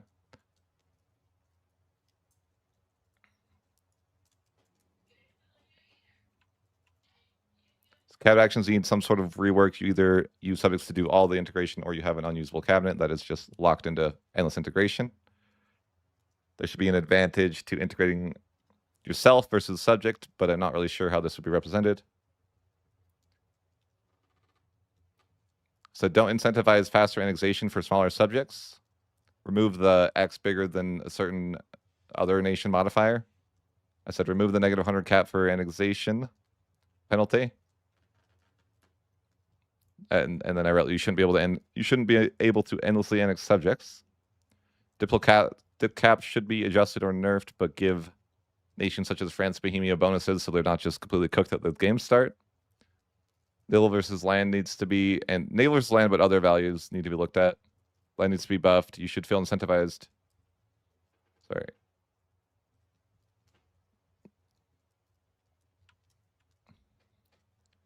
Central, decentral balance is off. Economy is too fast. It feels slow to start, but picks up too fast. Optimal to delete forts. This should be decentivized. I didn't really write how, but fort balance need adjusting. Perhaps less maintenance for forts, but they're easier to siege. Maybe 3 to 6 month sieges and lower maintenance.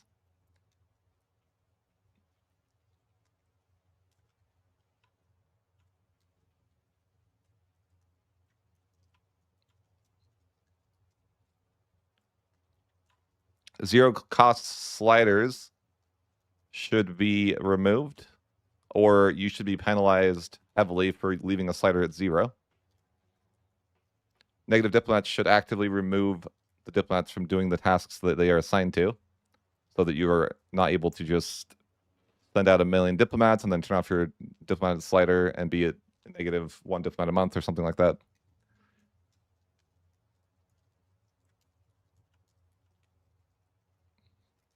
I wrote that not paying for food should have much harsher consequences, such as disasters firing or massive amount of death. All right, inflation is odd. It's not so simple as just turning off minting and then inflation's gone.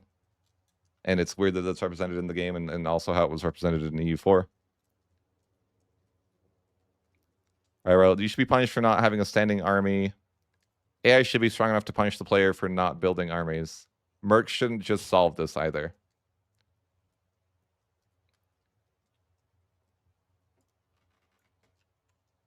All right, mission trees maybe eventually after the base game feels more fun/balanced. Antagonism needs to be drastically increased. Coalitions need to not fire until they have a significant advantage in the war. Oftentimes we'll see coalitions fire where they could beat me, but it simply fires before half the nations can even join. Improve relations should not lower antagonism or greatly reduced. AI economy needs work, which in turn should help them build more armies. Better cabinet automation. For example, I want to just integrate for 50 years. I need a way to be able to do that. Not enough agency to increase difficulty of the AI. Introduce very hard / insane achievements, such as things similar to Mammoth's Ambition or Eat Your Greens. These give players goals to achieve that they won't be able to for a while, which gives them a reason to come back. Formables with no advances should not exist. Every formable should have at least a generic set of ideas that they're given. Or integrate area /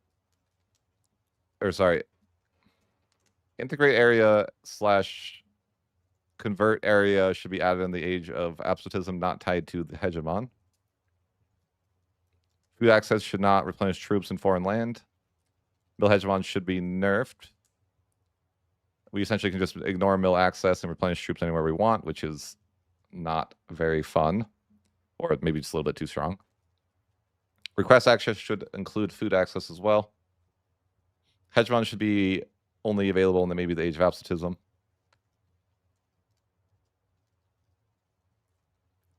I struggle to understand why my troops are not getting food in war. Make this more visible. Diplo sliders should scale differently. If I have no subjects in them yet and I'm forced to pay 1,300 a month to use it, something is off. And then I wrote 50 plus 50 central as an idea to unlock governors. That would make the central versus decentral a lot more of an interesting option. And I wrote possible scaling with proximity costs of governor with centralized value. Parliament road debate should be equivalent to naval debate in value. If you're able to get 10 towards central from Parliament, you should be able to get 10 towards naval or etc. Parliament rework in general would be nice. I just wrote that if I start the game by granting 30 privileges, then the estates should cause me many headaches. Parliament only feels useful to get taxes after the early game. Parliament could be very interesting, but I think it's just not utilized properly.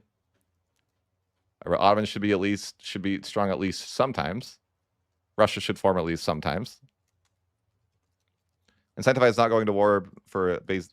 That's I kind of mentioned earlier for prosperity. I wrote the H rebalance. The situation between the Gauls and Ghibellines could be more interesting. H doesn't have great flavor. Voting the bribe system is not super interesting. Electors count for 100 times that of normal nation. And it's not super realistic that everyone would be willing to be bribed for money always. Especially the low amount of money that you have to pay for bribes. Lawful territory isn't that interesting. Just use subjects to avoid this. Emperor can't call in allies for defensive wars. Cabinet is too strong. You can simply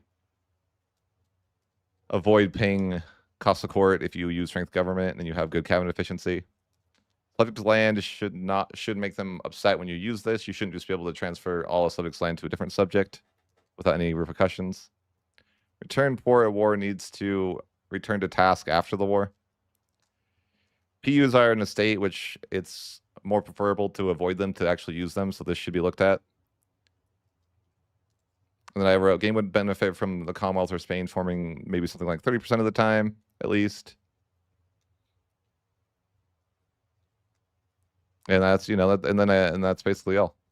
Those are my notes on what I would like this game how the game should be changed. And it'll be perfect after that. So that's great. Oh, I mean, I have my troll notes at the end that are important, I guess. Change Byzantium to orange. Change the Ottomans to purple.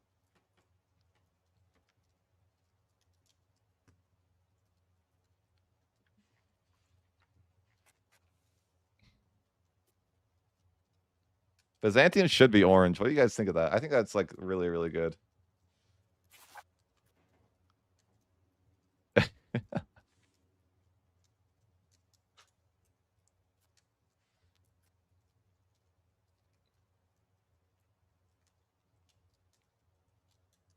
Like what? The neck?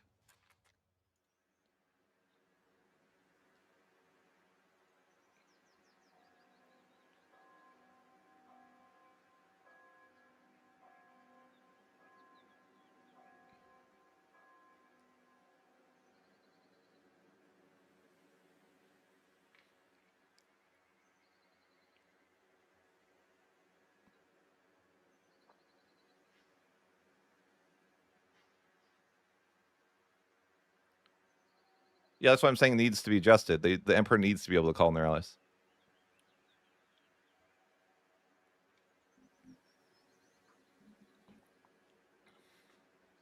They currently cannot.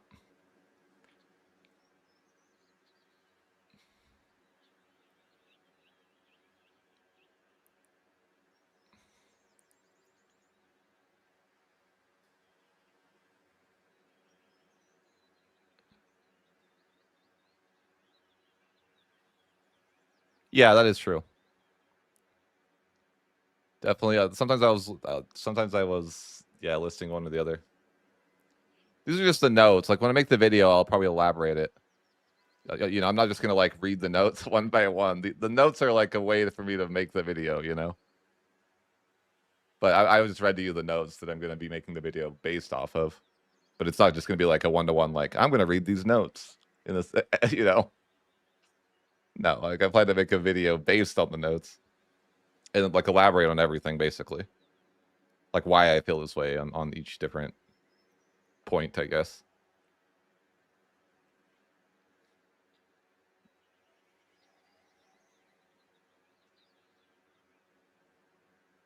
TikTok version, yeah, speed read. I bet I could like speed read, like I could make a short where I just speed read everything. Like a 3-minute short where I'm like, here's how you fix it. And then it'll just be like, what's your favorite change they made going from 1.0 to 1.1? Oh. RB template, probably.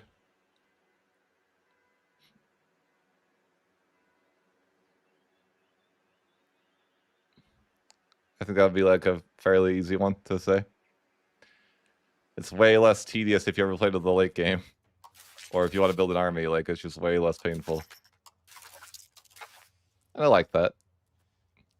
I think the rally point is good too. Like the levy rally point, or how they automatically rally. Like it's not that big of a deal. Like it's just like a couple clicks of saving time. Like all I do is like right click and then click merge anyways. But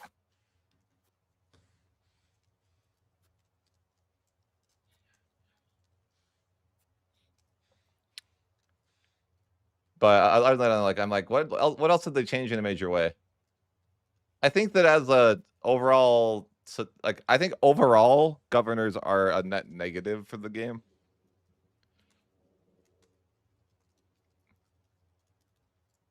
Probably. Just in the sense that I think they like devalue control, and I think control is an interesting mechanic, and they're taking away from that, which I think is bad.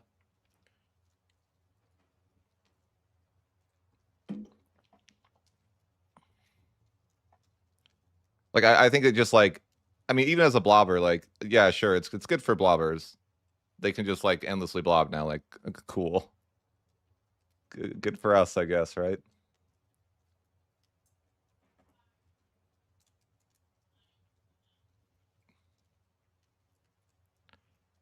I mean, sure, but I just feel like again, it's like one of those things that like sometimes I feel like the player just gets everything they want in this game, which is like not actually fun.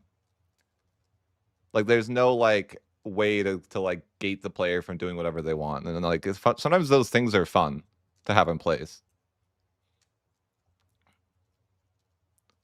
Like you're like, oh, I just want to have great control everywhere. Okay, yeah, that's ideal if you can do that, but generally there's like a pushback to being able to do that, right?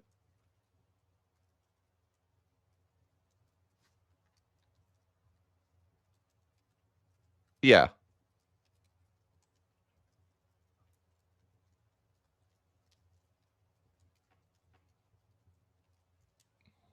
like obviously the whole like I mean, I give you the example of the Spain situation, right? It's like, yeah, that's ridiculous that I have like 100. The idea that I have areas with 100 control in Iberia, India, and China is like so stupid, right? Like it's just like horrible for like any sort of like historical simulation, right?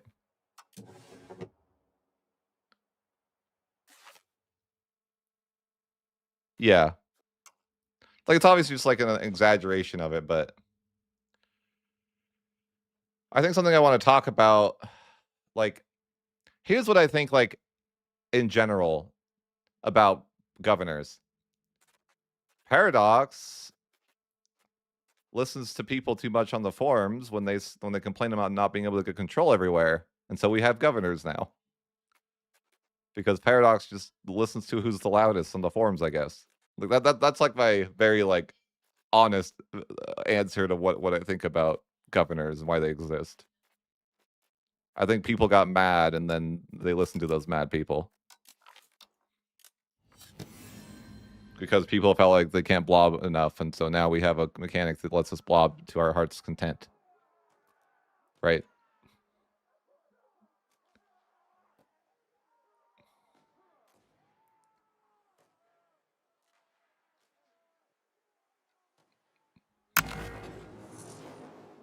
Like, but you know, what even is this campaign? Oh, I'm tagged to somebody. I don't know what this campaign is. What did I do? Oh, the Delhi campaign. Those 25,000 a month. Oh my god. What happened? What happened? It's the hard times. 20,000 in freaking cost of court. Holy. What the hell? What are these expenses? What the heck? War, oh, because I paid war ups to Castile.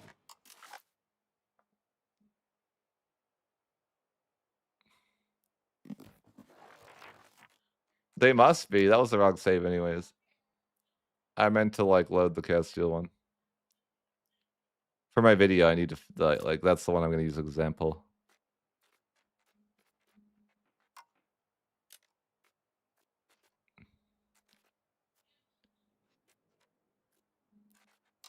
I meant to load this.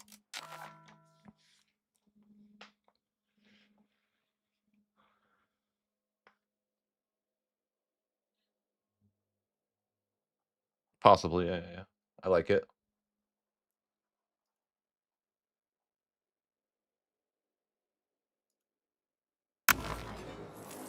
Or maybe we need to fix EU5 together. But yeah, no, this is the example I'll use in the video of like being able to have 100 control in China, India, and Iberia is not ideal. One, you could say it's less than ideal.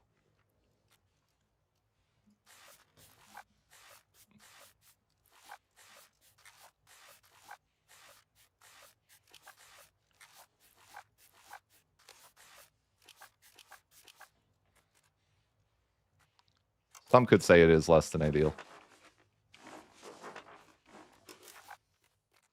Oh, I'm inflated. That's terrible. It's over.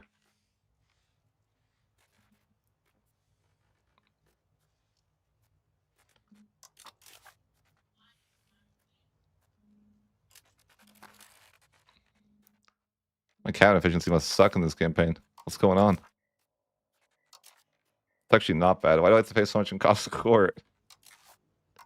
Because my guy is terrible. I have no one good. Sadness.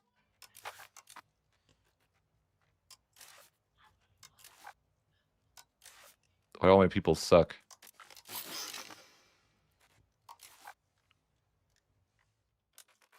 You guys like not even better.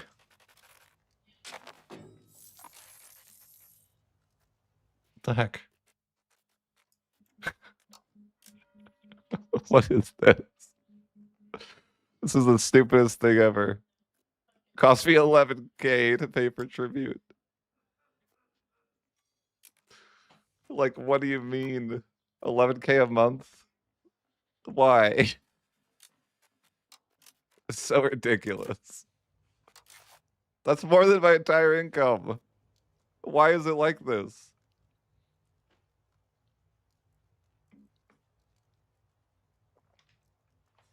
Like, in what world am I paying for that?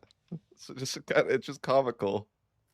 It's because Great Being is so strong. I guess it's like I'm paying a percentage based on their tax base, something like that. They have 11,000 tax base.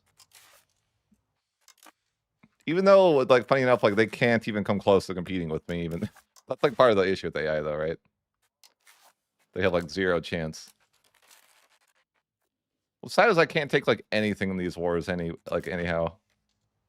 Like when I try to use like the Unified China CV, it's like, no, I can't take like anything because of the tax base of the locations. I think I want to do another a war score cost stacking run though. That was fun. I want to redo my run and do it better. Conquer the world, you know. Those are the vibes. Have you guys tried?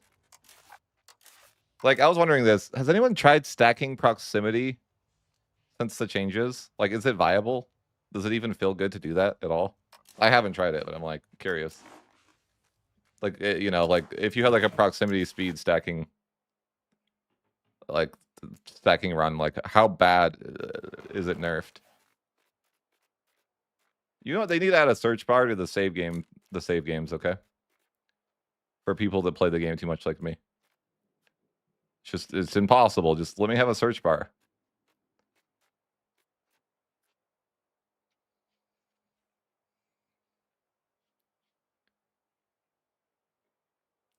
What do you mean it's asymptomatic?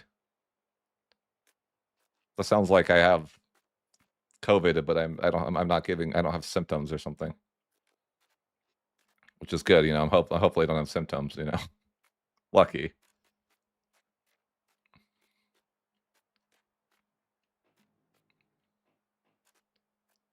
I don't even know. What am I looking for? Probably a Russia game. Yeah, maybe like this. I'm like, what are we looking at? This is, I don't even know if this will load. It's going to be so old.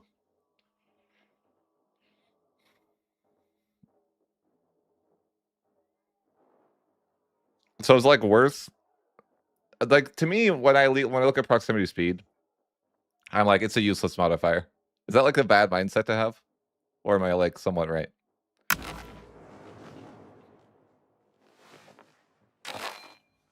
Perhaps it's not as useless as I say, but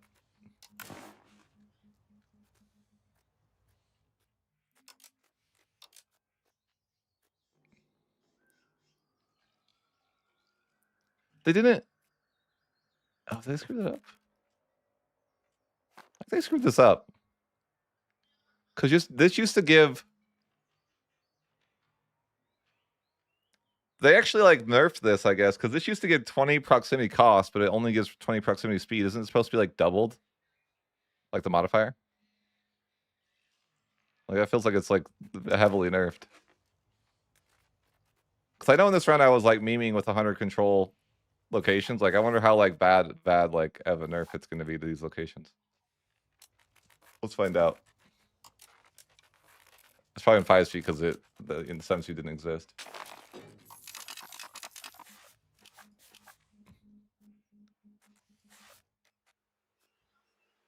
It seems pretty nerfed in a lot of places. Yeah.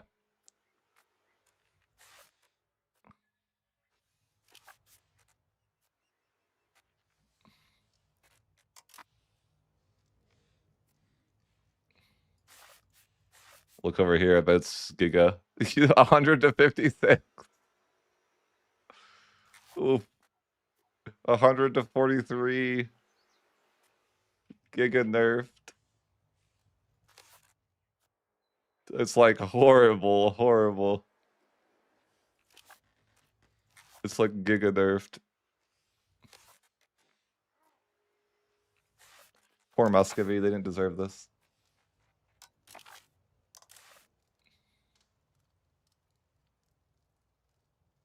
Yeah, it feels like it's just like something you don't care about in like in my eyes, but I could be wrong.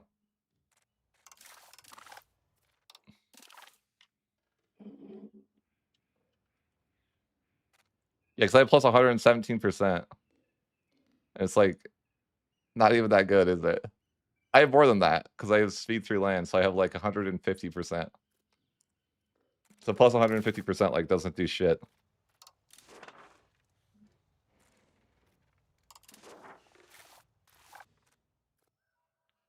That's sad.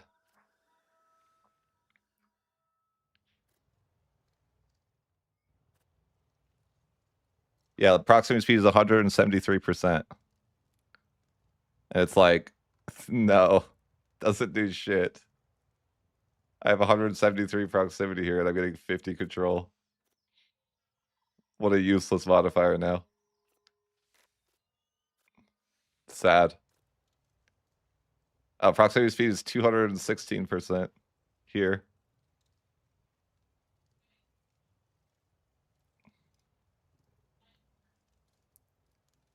Look how useless it is, though. That's sad, man.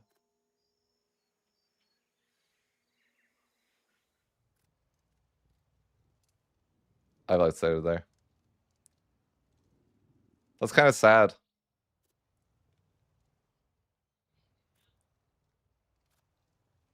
Like, this is like gutted. It's just like not worth using anymore, though, really. Like the fact that I can stack it, like this might be like you know, this is like ridiculously stacked too, like the highest that I think I could like do it feasibly. Or close to, like maybe you could do a little bit better, but I think it's like nearly as high as possible, and it's like super not worth it. Getting 50 control. Like it's not even that far away from my capital either. I don't know, that feels like an over nerf.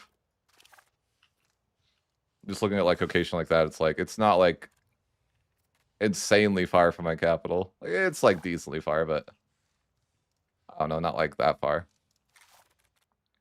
The fact that you're only able to get like 50 control that far away. Kind of, I don't know, it feels kind of bad. Just in the sense that like I've stacked this modifier the max possible and I'm not able to get more than 50 control there. But if I formed Rome, then I could have perfect control still, right? Because you can get the -5 road thing, and then the road, like, I just feel like that's funny that they left that alone.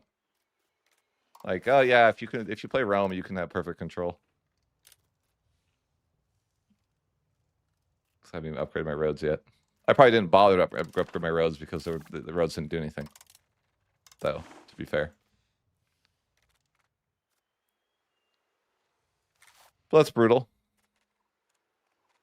44 proximity. I don't know.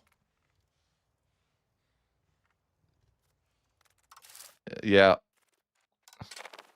I'll have to pay 23. Oh my god, why? Why? What do you mean? What percentage of my tax base is that? It's like not even reasonable at all. That's like, that's gotta be like, yeah, several 100% of my tax base to pay tribute here.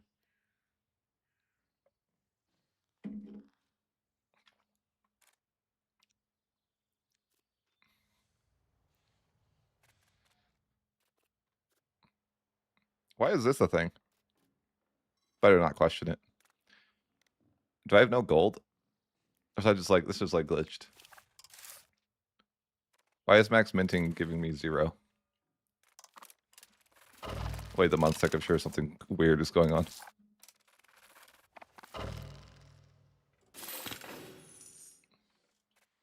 Good God. No. No, that's just life, I guess. That's just who we are. It's broken as hell. Yeah, it's just broken. It's just cooked. Yeah, all the beautiful places dropped. So sad. Is it an over nerf? Maybe. What do you guys think? this is sad to see, like, getting 100 control and now, like, it's nothing. It doesn't matter, I guess. Like, it's, you know, whatever, I don't care. But it is sad. We were like, that is kind of sad. I get 0 proximity here. I used to get, like, 100. Proximity speed is just, like, dead. Well, it's just like I literally get 0 proximity any of these places. Like, I used to get 100 control, now it's 0. Like, I don't get any proximity. That's sad. Like 216% in some places too.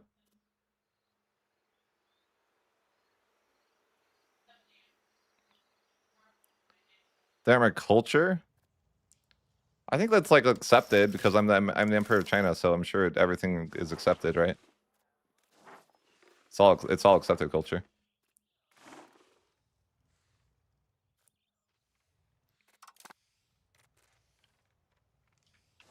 Yeah. At least what it could be. So yeah, no, it's that's not the cope we can use. Like that's the only reason why it has 20 control. Actually, like yeah, they have 0 proximity. They're like 2% proximity to here, from here to there. It used to be max. Now it's 0. That feels sad. The proximity speed is just like useless to stack then. Actually, like even out to here, like you like that's crazy. Out to there, I only get 57 proximity with like 200% modifier.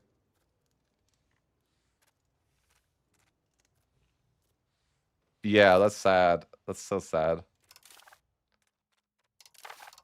That is the depression, you know.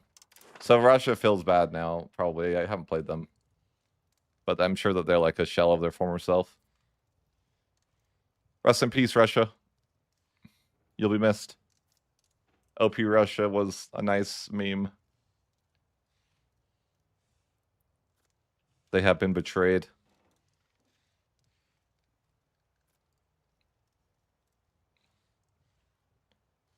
Dude, is this like super aggro Bohemian France patch too? Oh man, my beloved. My beloved Bohemia in France, Giga aggro. I love that. I love that. It's so funny. You will be missed.